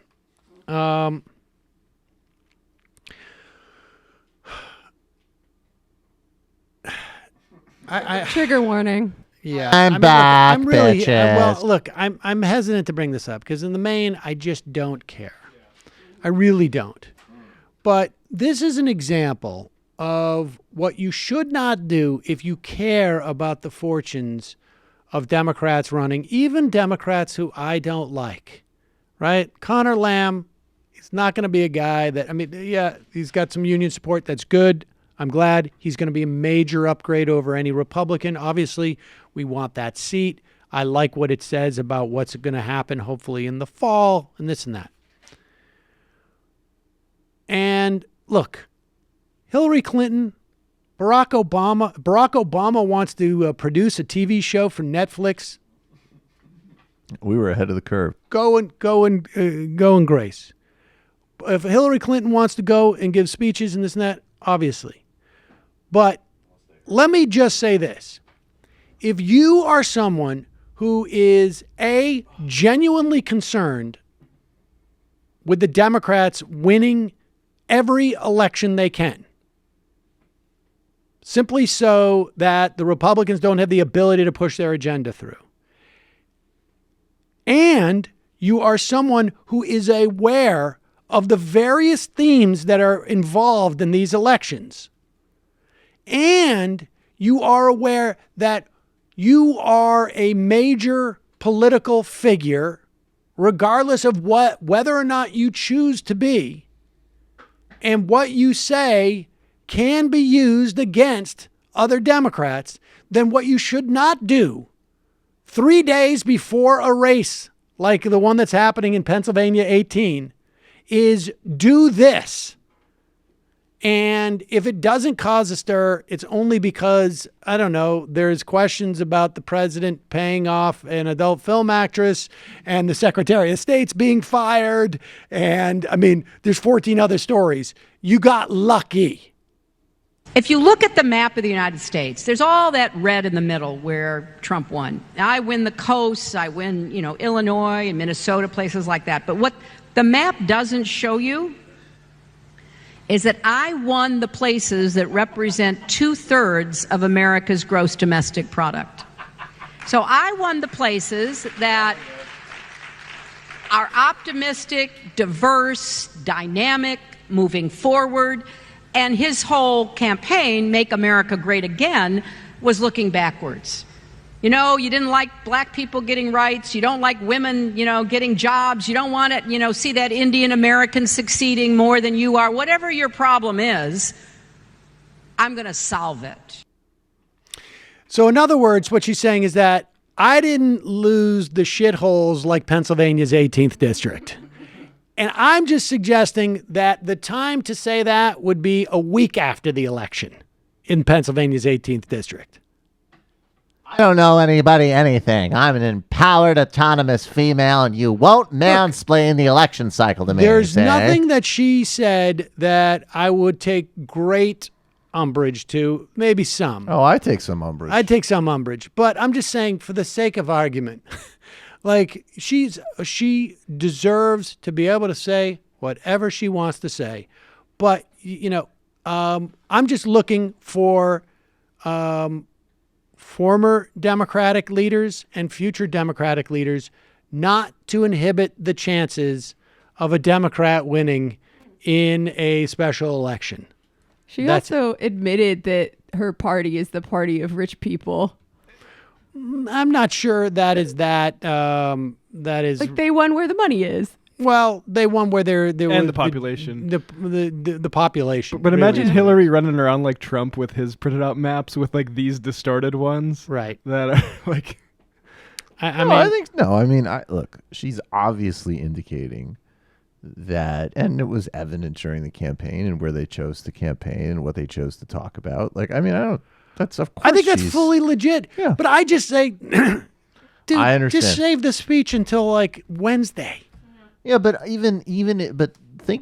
look, why do anything if even 10% of you cares about Democratic prospects? Even if she saves it till Wednesday, they're going to use that clip in ads in 2018, 2020. It's just like, why? It won't have that same impact. I don't think. We'll see. Oh, it will definitely and granted, it will have the same impact for people who are already totally demented and will probably be out voting for Republicans anyways. Right. But it doesn't help. I mean, I don't know. She's useless. I just think that in terms of a campaign, best. you don't want to put Conor Lamb in a position where he's having to defend himself against Clinton. Now, fortunately, there was a lot of other news. But on a slow news day, there's going to be a problem. What is this, Minnesota? I was trolling the Minnesota 3rd District Republicans again. I said, hey, can you patch me into the conference call where you discuss the shit show that is your tax reform message? And they responded with this Hillary thing. So joining us on that call will be the 3 million middle-class Americans who Hillary Clinton called backwoods morons that got tax reform bonuses for the first time in a decade. Well, all right. Well, good no, for... if she called them backwoods morons, I would defend her clip more, because that would be funny alliteration. Trump won all the backwoods morons, eh? Now, this is sort of a sad clip because many of you, like I, grew up, well, I guess, I don't know. When was Clueless? When did that come out? When did that movie come out? Late 90s. Late 90s. Okay. So, I mean, I was well into my 20s at that time. I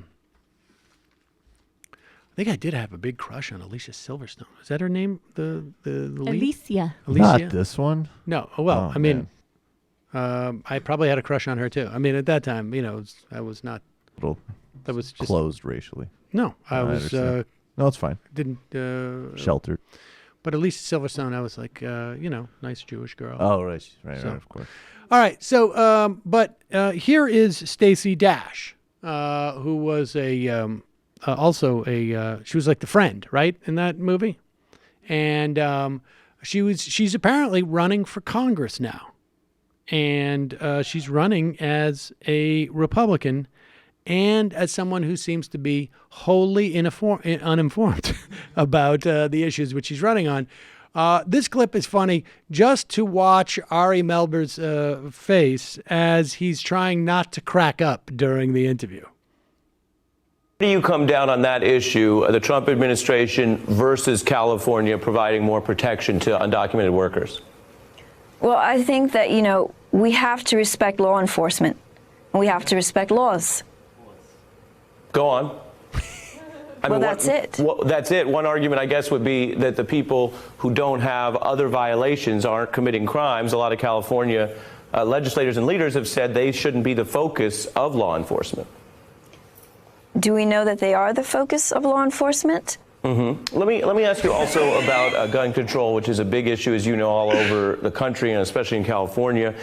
There was a state rule here that was passed that did several things, including limiting ammunition sales and making sure that there are background checks for ammunition, and that passed with 63% approval in your state. Do you support those kind of gun control measures? I support the Bill of Rights. That's what I support. But I also do not like the tragedies that are occurring in our country. And I think it goes deeper than gun laws. I think it goes to moral integrity. And I think that runs from family. Family is the key. Pause it for one thing. I would have to say that whenever I have seen moral integrity running, it has always been from families. The families are chasing them down the street, the moral integrity. Family is the key. And parenting and being aware of mental illnesses and taking care of those issues. Because you've been a big supporter of a lot of conservative policies in Donald Trump, I'm curious about health care, which is another big issue, as you know, in almost any congressional race, but especially in California. Should Obamacare be fully repealed? Yes. And what happens, in your view, then, to the people who lose health insurance? Well, of course, there'll be another solution. But Obamacare is not working. We know that. What is the other solution?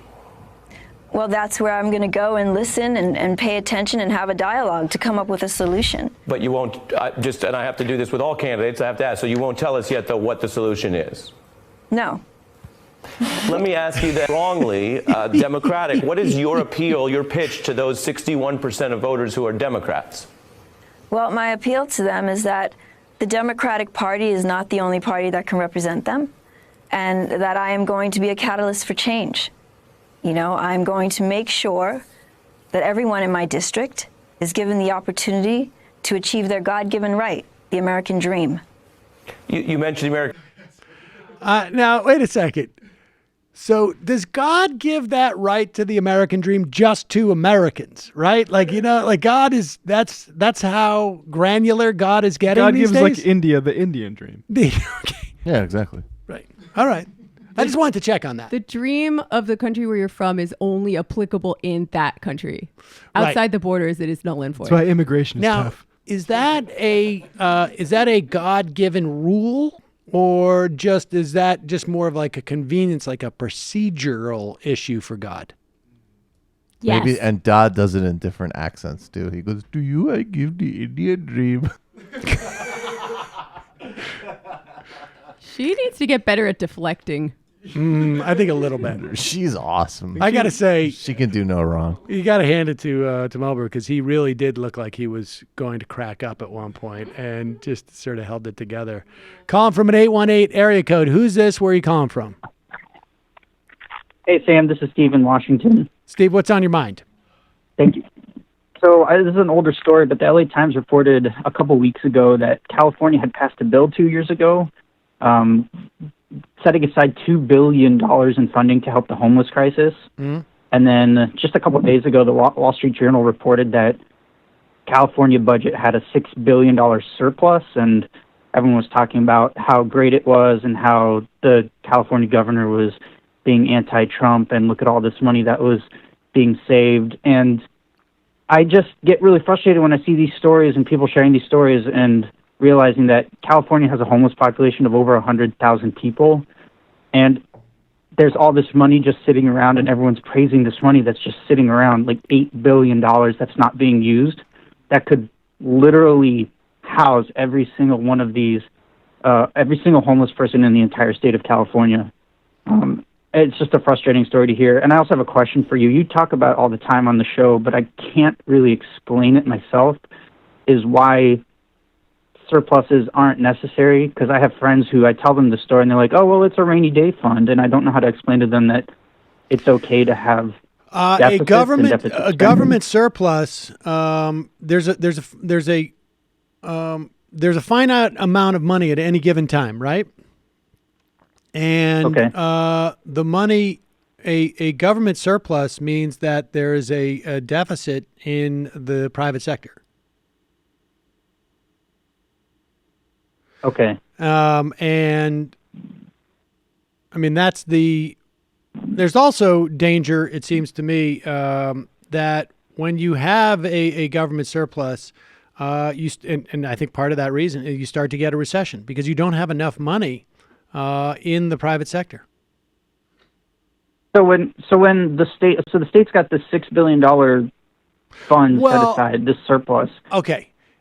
In the context of a state, that's obviously different, right? Because it's a national economy. For a state to have a surplus, that's all well and good, but the reality is that there's not been a lot of I don't know. Maybe there's been states that have been able to handle a surplus, but I mean, really, what you want to be able to do is more or less operate at parity if you're a state. I mean, you want more or less a balanced budget. So could the state just take that money that they claim is on a surplus and say, we're going to build low-income housing and of course for the state's homeless population? Of course. Yeah. Yeah. Of course they could, and they should. All right. Well, thank you for taking my call. Appreciate the call. State surplus appreciate it. often means austerity too, right? I mean, it usually comes from cuts. I guess theoretically, but here's what happens when you have a surplus more often than not, is the state has a surplus, then all of a sudden you get pressure to cut taxes. Then all of a sudden it's not a rainy day fund anymore. It's just covering the cuts in taxes. And you have set up now a long-term problem because your revenue long-term is going to be diminished.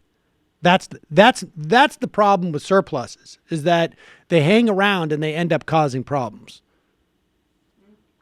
That's my perspective on that. 330, who's this? Where are you calling from? This is Richard calling from Kent. Hello, Richard. What's on your mind?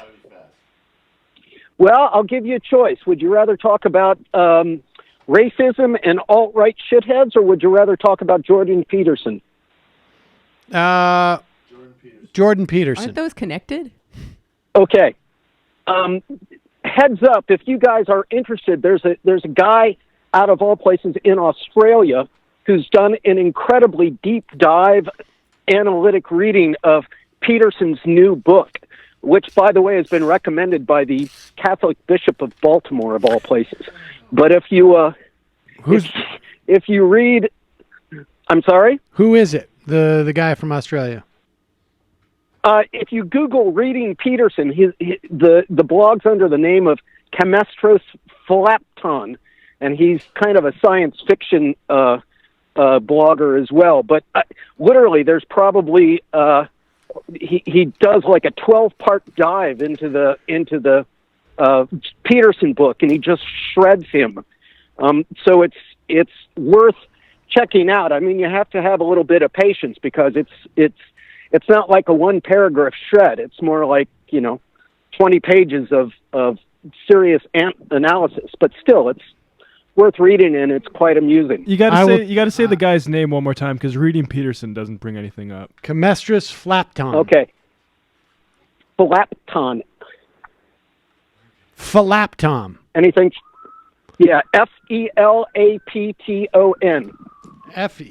Fel. Okay. All right, great. Thank you, Richard. Appreciate the call. Calling from a 571 area code. Who's this? Hi, Sam. This is Alex from Austin. How are you? Alex. Thank you for this great podcast. It's actually my favorite. I love listening to this. Thank you, Alex. I appreciate it. What's going on in Austin? My understanding is that there's been now 2 or 3 bombs. 2 people are dead. One is a 17-year-old African-American kid. The other is Latina. There's been much reporting locally there? Because there's not much nationally, and it seems like a big deal. Yeah, so obviously you've read. I haven't looked too much into it. I live in an apartment, and the front desk is freaking out. Apparently, both those packages blew up without even opening them. They blew up upon handling it, so upon just some force of picking it up externally, if that makes sense. All right, it was a 39-year-old man, a teenage boy, a 39-year-old man. Both were African-American, and a 75-year-old Hispanic woman was seriously injured. And I believe they were anonymous packages as well, so they weren't sent to them. They were sent to their address, but not to anyone at that address. Correct. Okay. Very strange. No, I don't believe there's been any reporting today, but yes, 2 today or 3 were yesterday? Yeah, and you know what else has been widely underreported? Did you know that that guy in the Parkland shooting had swastikas on his bullets?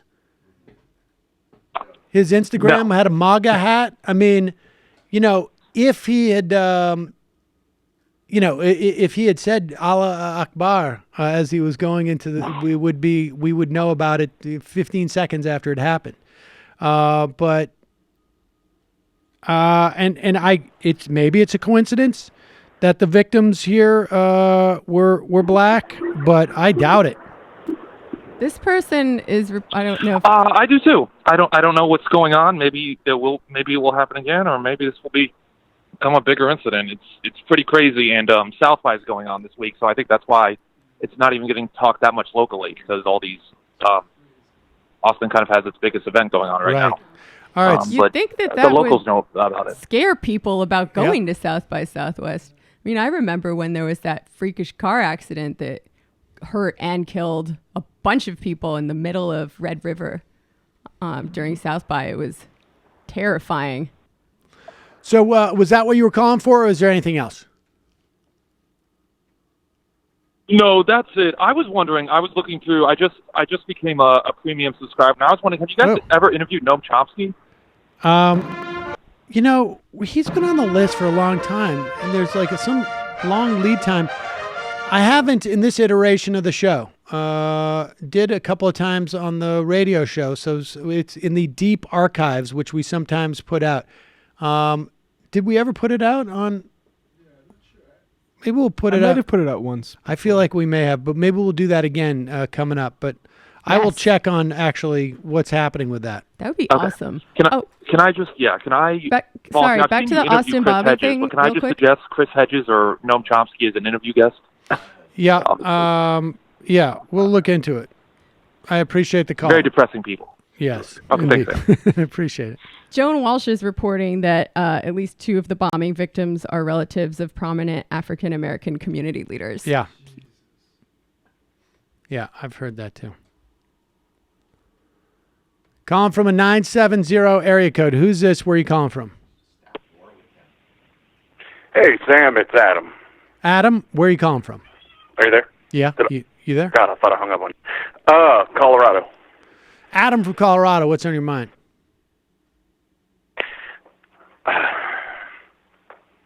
Adam? I'm sorry, I completely forgot. You did? I've been on hold this whole time, and I forgot what I was going to say. Well, Adam, I know surely I was there gonna, must be something. I was going to say something like, "Are you ready to get wrecked by a libertarian?" But no, it was a joke. But I'll call back tomorrow. I'll remember it tomorrow. All Sorry. right, appreciate it. If you know any libertarians, though, by all means. Notepads, people. Yeah, just right. Calling from a 412 area code. Who's this? Where are you calling from? Hey, this is Justin calling from Pittsburgh. Justin from Pittsburgh. Are you in 18th District? I am. That's what I was calling about. What's going on? You know, I'm really excited for this election. I know Connor Lamb's not the most progressive by any means, but you know, we've been represented here by these just nut job Republicans for a really long time.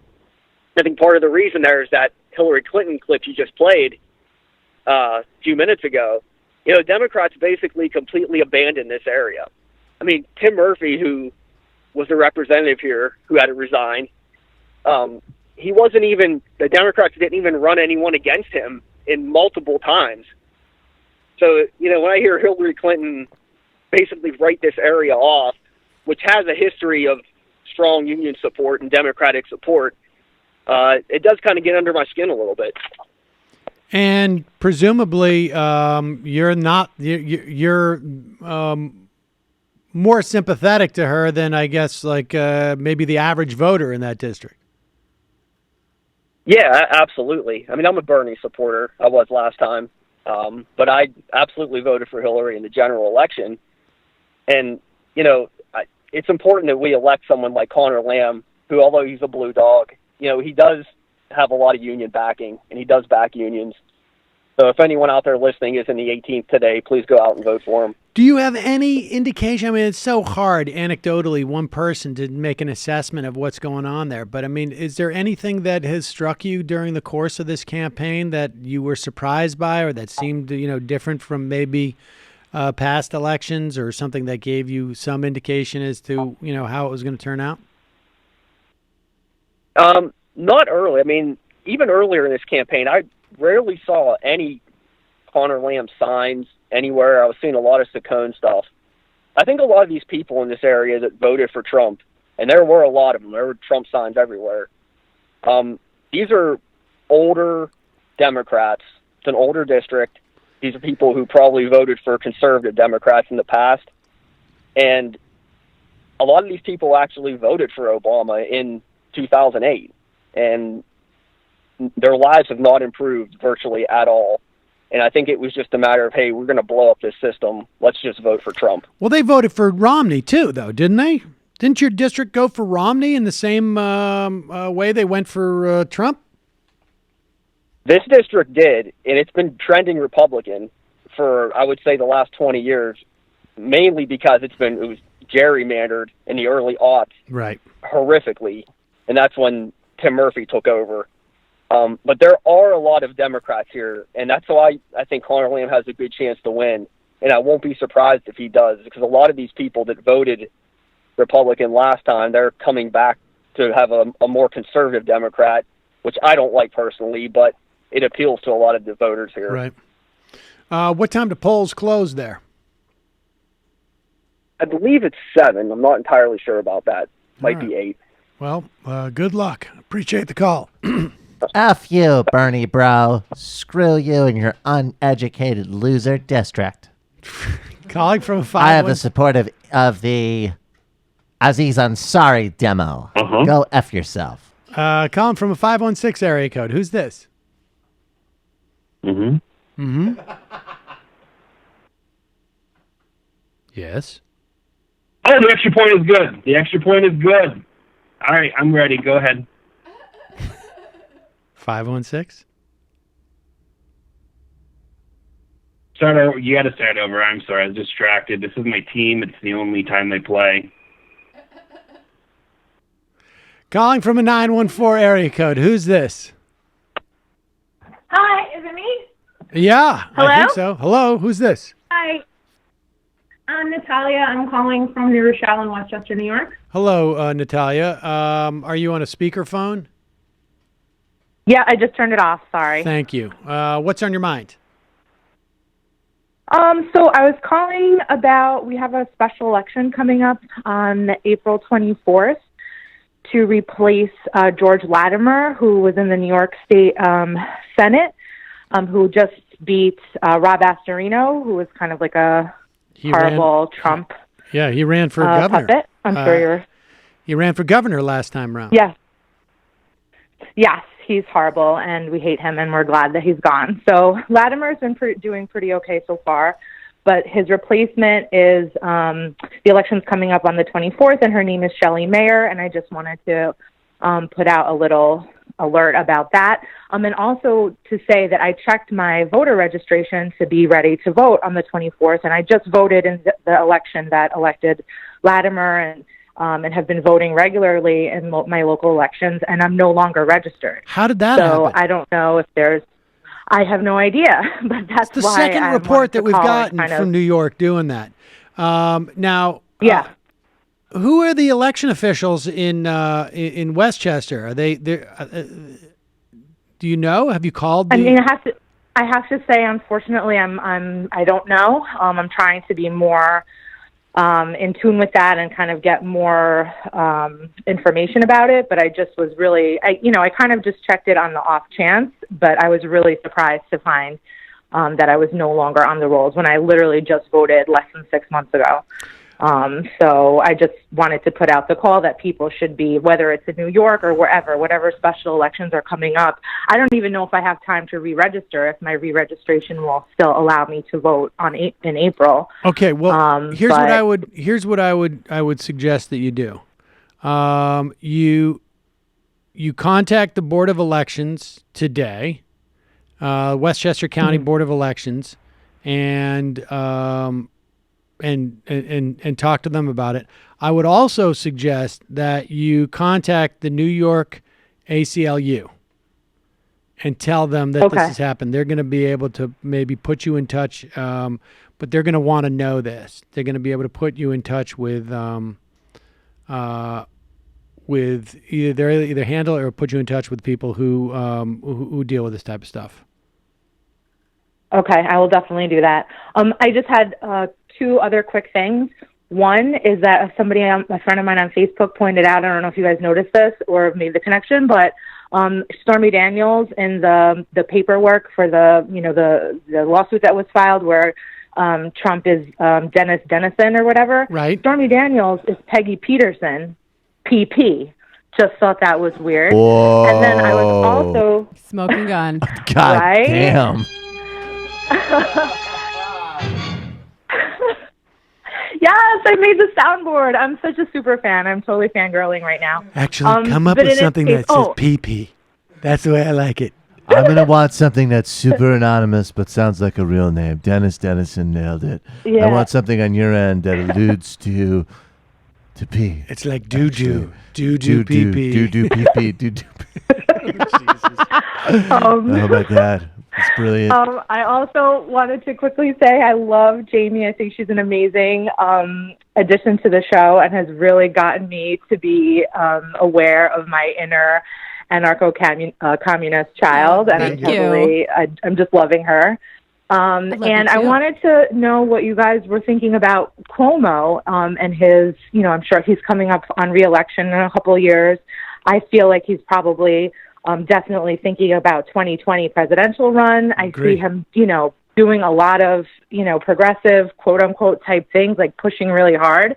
And I was curious what you guys thought, like, the real deal was. If there. I could vote for Cynthia, he was just actually in Mamaroneck. Yeah, if I could vote promoting Shelley Mayer. So if I could vote for Cynthia Nixon, 100 times in the Democratic primary against Andrew Cuomo, I would. All right. That's what I think about I'll it. take that. That's good enough for me. I just Appreciate want to the call. sit back and hear what they both have to say. Thank you, Keep an guys. open mind, you know? Calling from a 502 area code. Who's this? Where are you calling from? Hey, Sam. My name's Bob. I'm calling from Madison, Wisconsin. Hello, Bob. What's on your mind? You ever get over to justcoffee.coop?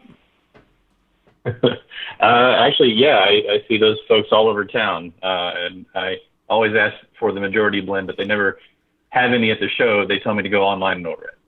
What? Cocked.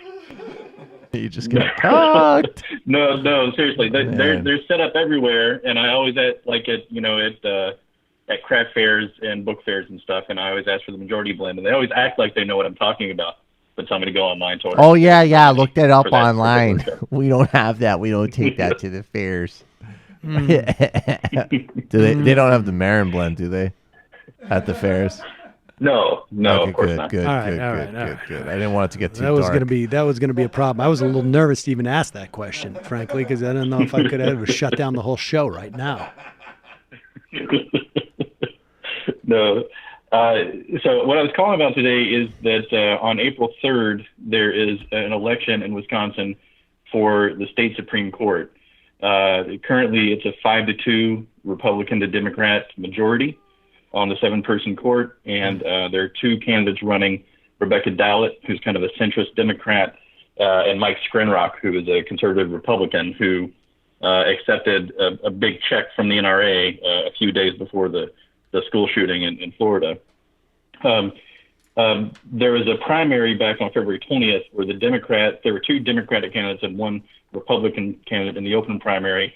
The Democrats split about 54% of the vote.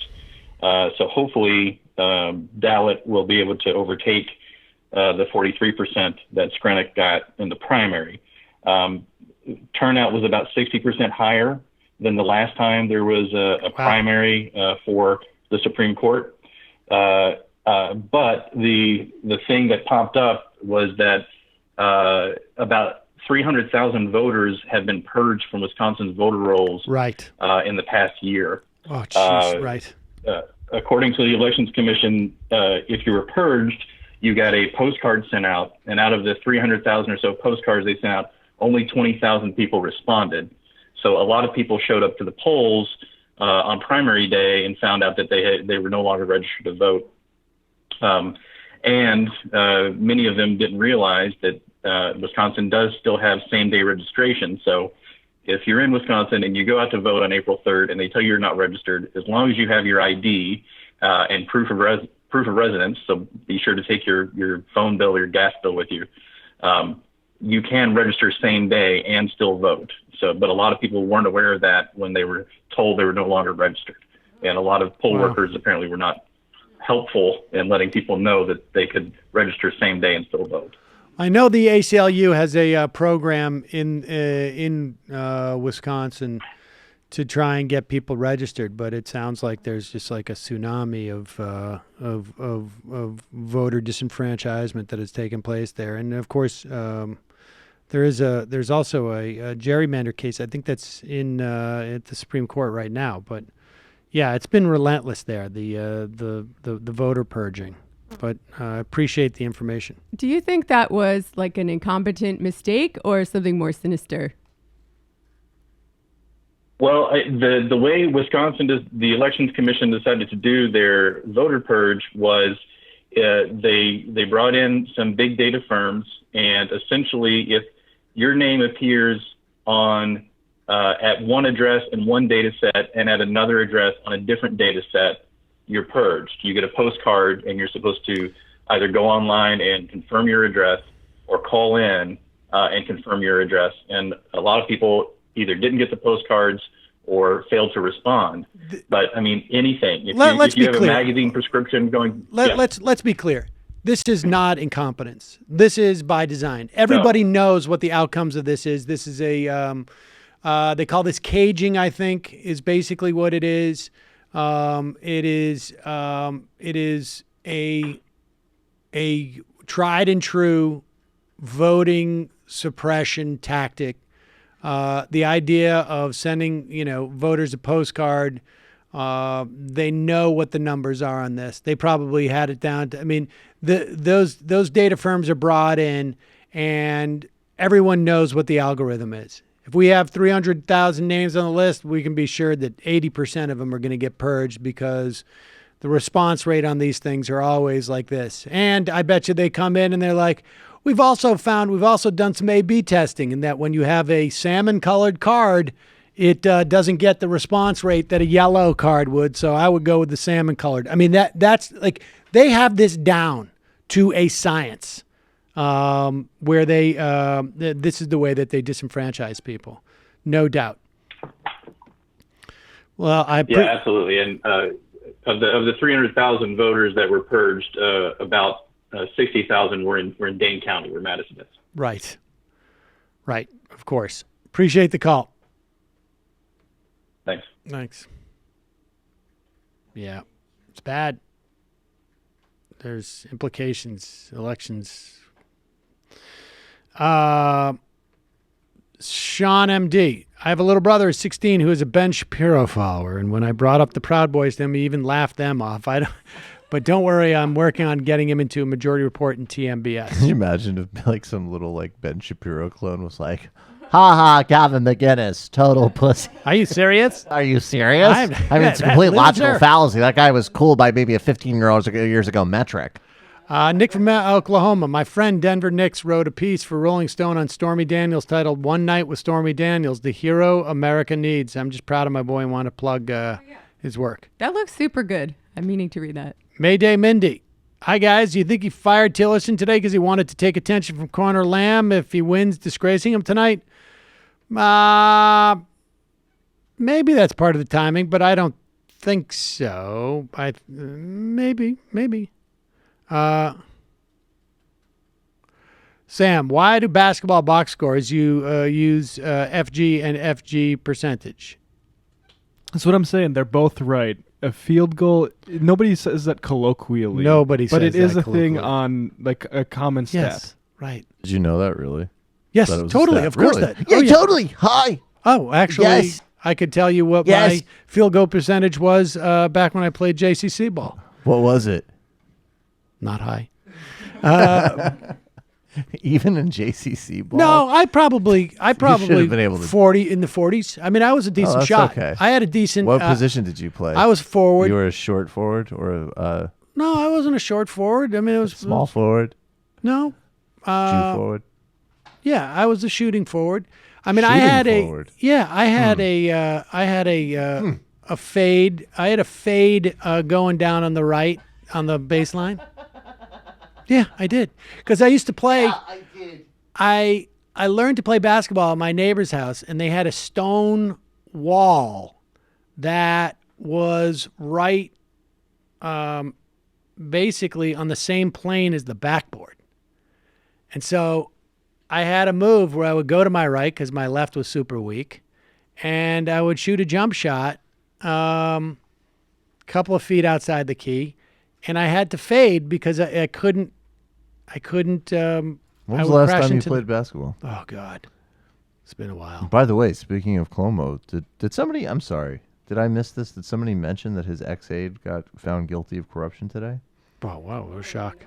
Joseph Paracoco, ex-Cuomo aide, found guilty in corruption trial. Reince Primus. Brooks is always kink-shaming. Bingo mosquito. Yep. Someone in the press needs to shout out the president as he walks through the helicopter noise. A moron says what? Vegangelical. Anybody who wants Elizabeth Warren's DNA test should be prepared to provide Betsy DeVos's IQ test. And Kamoki. I don't think Jimmy was specifically meaning Cernovich specifically. He could have been just using him as an example. You guys are blowing this way out of proportion. Well, I think we just... No, I actually think... Somebody IM'd in, we decided to talk about it. Right. Yeah, and also, no, I think that it would apply to any other Twitter fascist who you want to do cross-promote content Posobiec? with. But here's the problem, is that he was meaning Cernovich specifically because that's exactly the point. Like, look, there are other people who I would say, like, yes, it makes... I mean, this is our whole point. But you can't just sort of simply say, because the idea, very generally speaking, of transpartisan alliances makes some sense, that it's okay to team up with a guy like Cernovich. The whole point is you should be aware of who you're teaming up with. Right, but we're saying but we're saying a whole crop of people like Cassandra Fairbanks, Mike Cernovich, Jack Posobiec, all of these people. And also I just also like, you're not saying like, hey, I'm going to sign a specific letter with take somebody who's odious but has actually knows what he's talking about on some things. Like I'll co-sign a letter with Pat Buchanan that says that the incoming Secretary of State should not reverse the Iran deal. Right. Okay, I'll do that. How that has to do with retweeting even then random, even then it's questionable. But at least it has a specific policy objective and it has a specific demand and a specific purpose with somebody who actually has some background in that issue. Yeah, and these are not blocks of voters we're talking about. Luckily, at least for now, these people do not constitute a voting bloc. And they have no constituency. Yeah, no. And as a black person from rural Oklahoma, Hillary should have never said that before, during, or after any election. It should have never been said. Ronald Noriega. Dude, Sam, folks making under $84,000 a year are getting screwed on their federal returns. I've seen up to 58% decrease from last year. Standard deduction, like most folks make that or less. Shake my head. Massive austerity injection. They did it to hobble up all but the top. It's going to be bad. Sam, I paid into Social Security, Medicare all my life. If they privatize it, it would just be the same system of manager bonuses. Okay. I've temporarily had to reduce y'all's patron, but I assume to bring it back as soon as I get back to working. Don't worry about it. Nagra Pizzone. Remember back when you kept getting all those questions about Limp Bizkit? Good times. Gulag Greg. Shit's about to get red flaggy up in here if Dore refers to Comrade Stalin again. How the fuck do you defend this guy, Jay Ballin? I can't wait to hear you complaining about neoliberal Dore comparing Cernovich to Stalin. Bravo-matic. Politico reporting that the judge considering the bail request in the Manafort case just stated that Manafort faces a very real prospect of spending the remainder of his life in prison. Oops. That would be pretty hilarious. Baparano. InfoWars being sued again for conspiracy theories after the Charlottesville rally. Wow. Alex from Fort Worth. Anyone who's not subscribing to the Antifada podcast is seriously messing up. I just wish there were more of them. Keep up the amazing work, comrades Jamie, Sean, and Matt. Coming soon. Bruce from Whistler. Any thoughts about Trump personal aide being frog marched out of the building? Yeah, what was that about? Did you hear about this? Yeah, apparently without his jacket. Super weird. This guy, John McEntee. Great guy. Unspecified security issues. I mean, it could have been just something like guy was stealing like ashtrays or something. That's not inconceivable. That sounds with that crowd. very Trump style. Honestly. Hashtag. Whoa, dude, seriously? I know this is like 3 huge stories ago, and I missed yesterday's episode, so apologies if you already touched on it. This Kabuki theater happening with North Korea. I can't read all that. That's huge. Sorry. Train boy. When I talk to baby boomers about the disadvantages of capitalism, the benefits of a less hierarchical system, they almost universally seem to think America's finance system is regulated in much the same way it was in the New Deal, Great Society times, when it was a social democracy for straight white cis males. I've been using this to my advantage by advocating for a more egalitarian version of their childhood banking systems without having to resort to scary words like socialism. Mike in Baltimore. Quit referring to her as Hillary Clinton. Please start calling her mother. Jenna with one N. I thought the CIA chief was the most depressing news item of today, and then you played that Hillary clip. Chris Burdick. When Tillerson or anyone says that South Park takes on both the left and the right, what they mean to say is that South Park is a cynical libertarian shit show peppered with casual racism and anti-environmentalism. I totally agree. I've never found that show entertaining. I've never really watched it. Calling from a 732 area code. 732. Yeah, hi. Hi. Hi, Sam.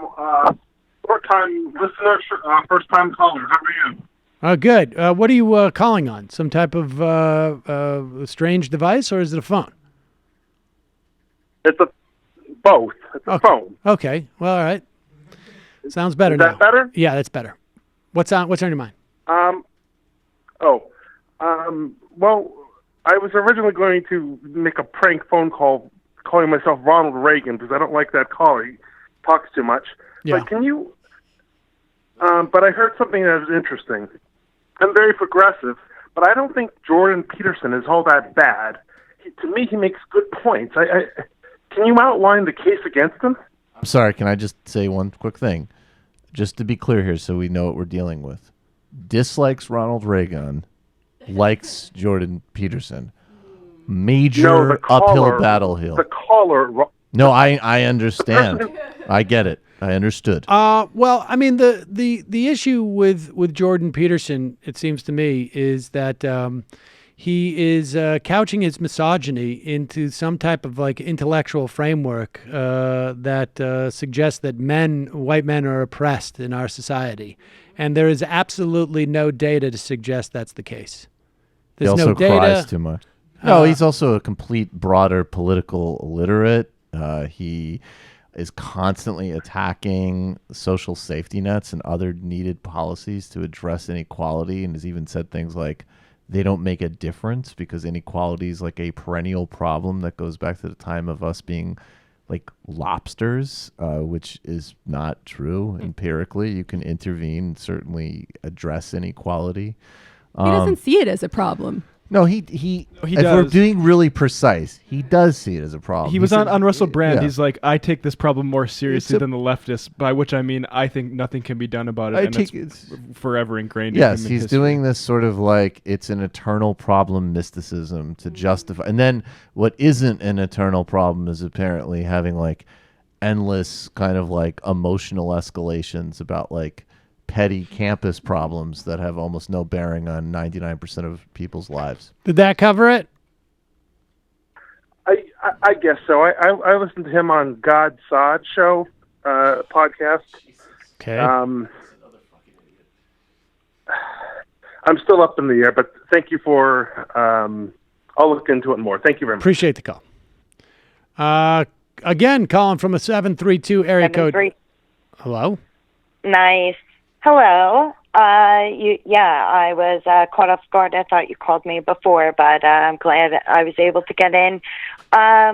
What's up, guys? I was calling about, I was watching C-SPAN, and during today, or March 13th, during the hearing of the President's 2019 Interior Department budget, during Ryan Zinke's testimony, there is a man wearing a bandana, an American flag bandana, and on his T-shirt, the front of it says, it's really crazy, and just by chance I happened to catch it while I was, speeding through, just watching on Fast Forward. Okay, so his shirt says he is, that the FBI, used, a toddler for DC police on the back of his shirt because he gets up twice during the testimony. The back of his shirt says he is a whistleblower, homeless, and framed as a Russian spy. I was just trying to search the internet to see if there was anything up with this guy. Call my guard. It's absolutely crazy, and who the hell knows if it's coming from Alex Jones or if it's true. Right. There was that issue I with would the say FBI using. here's what my suggestion would be. My suggestion would be, honestly, to focus on other stuff that's probably more important. But I appreciate the call. All right, the final call of the day. It's a 305 area code. Who's this? Where are you calling from? Hey, Sam. Thanks for taking my call. You are the final caller of the day. And your name is? Ryan from Austin. Ryan from Austin, Texas. What's on your mind, Ryan? Hey, it's actually one of the earlier calls kind of set this up, but I was calling about a Jordan Peterson clip. That guy actually could look up if he wants to, but it's related to the Vice interview, that disaster of a Vice interview he did he actually did a live talk where he's on stage, and he's trying to discredit Vice on this stage where I guess people paid to come see him. Yeah. And he goes into this whole thing about it's really interesting if you could look it up, but he basically ties Vice to the death of old media and all this stuff. And if anybody knows anything about Vice, they're doing great on YouTube, and they were one of the pioneers of new media. So I would also say Vice is old. That's not where I thought you were going to go with that. I would also say that anybody who thinks that Vice is responsible for the death of old media does not understand media. You don't understand media, Jew. Exactly. But it just shows you how he's trying to keep his audience in a bubble and discredit anybody who questions him. He's trying to really make sure people scary. don't realize he's out of his depth. Why don't you like Vice? Because it cues a mirror neuron. I thought Why does it cue mirror neurons? Because women are whores. Why are women whores? Because of lobsters. Why about lobsters? Because of evolutionary biology. What is evolutionary biology? Archetypes in motion. What are archetypes in motion? Symbols telling you that women are whores. He can't even go for the much more obvious thing of saying that Vice has been accused of a pattern of sexual harassment that they've dealt poorly with. Appreciate. He didn't think. All right, of we'll that. check it out. Accused of sexual Appreciate the call. harassment 20, Thank you. 30 times. One time I stuck a lobster doll in front of my TA and I said, "Hey, Nugans, can I sink my claws in you? Get it? It's called humor." Nugans, put on Tim Blackhat. You know Hillary poisoned that ex-Russian spy in the UK, right? Jay Chivone, an anecdote. I once had lunch with Anton Scalia. He consumed 3 dozen raw oysters, 4 shrimp cocktails, a large scungili salad, and at least 6 Bloody Marys. Suddenly he clenched his whole body and defecated in his pants. Then he ordered another round. It was terrifying. A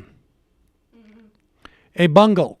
Saying Hillary shouldn't criticize the Republicans is the same logic Obama used to justify not prosecuting the Bush administration. Don't want to divide us. I'm not saying that she shouldn't criticize the Republicans. What? What?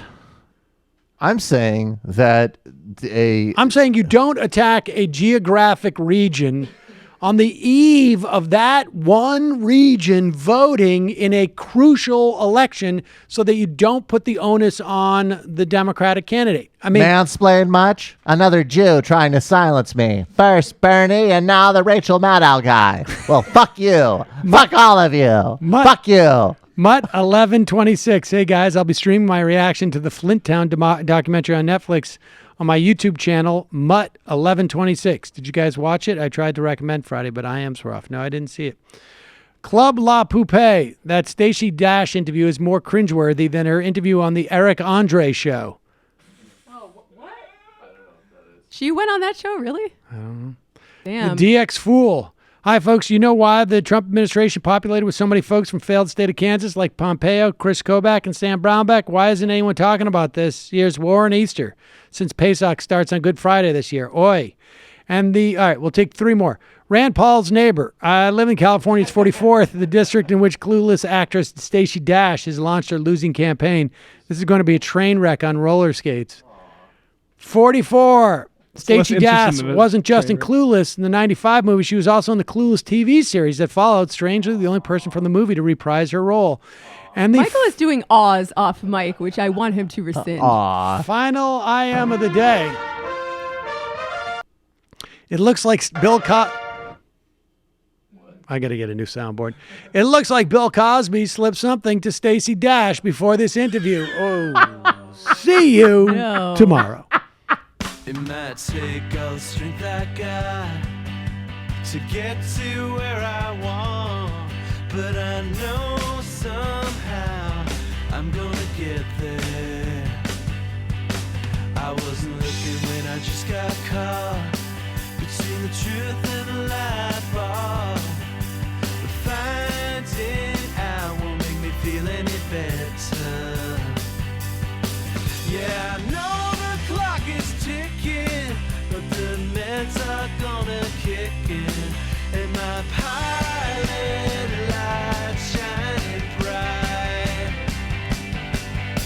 I get somewhere the choice was made for the option where you don't get paid.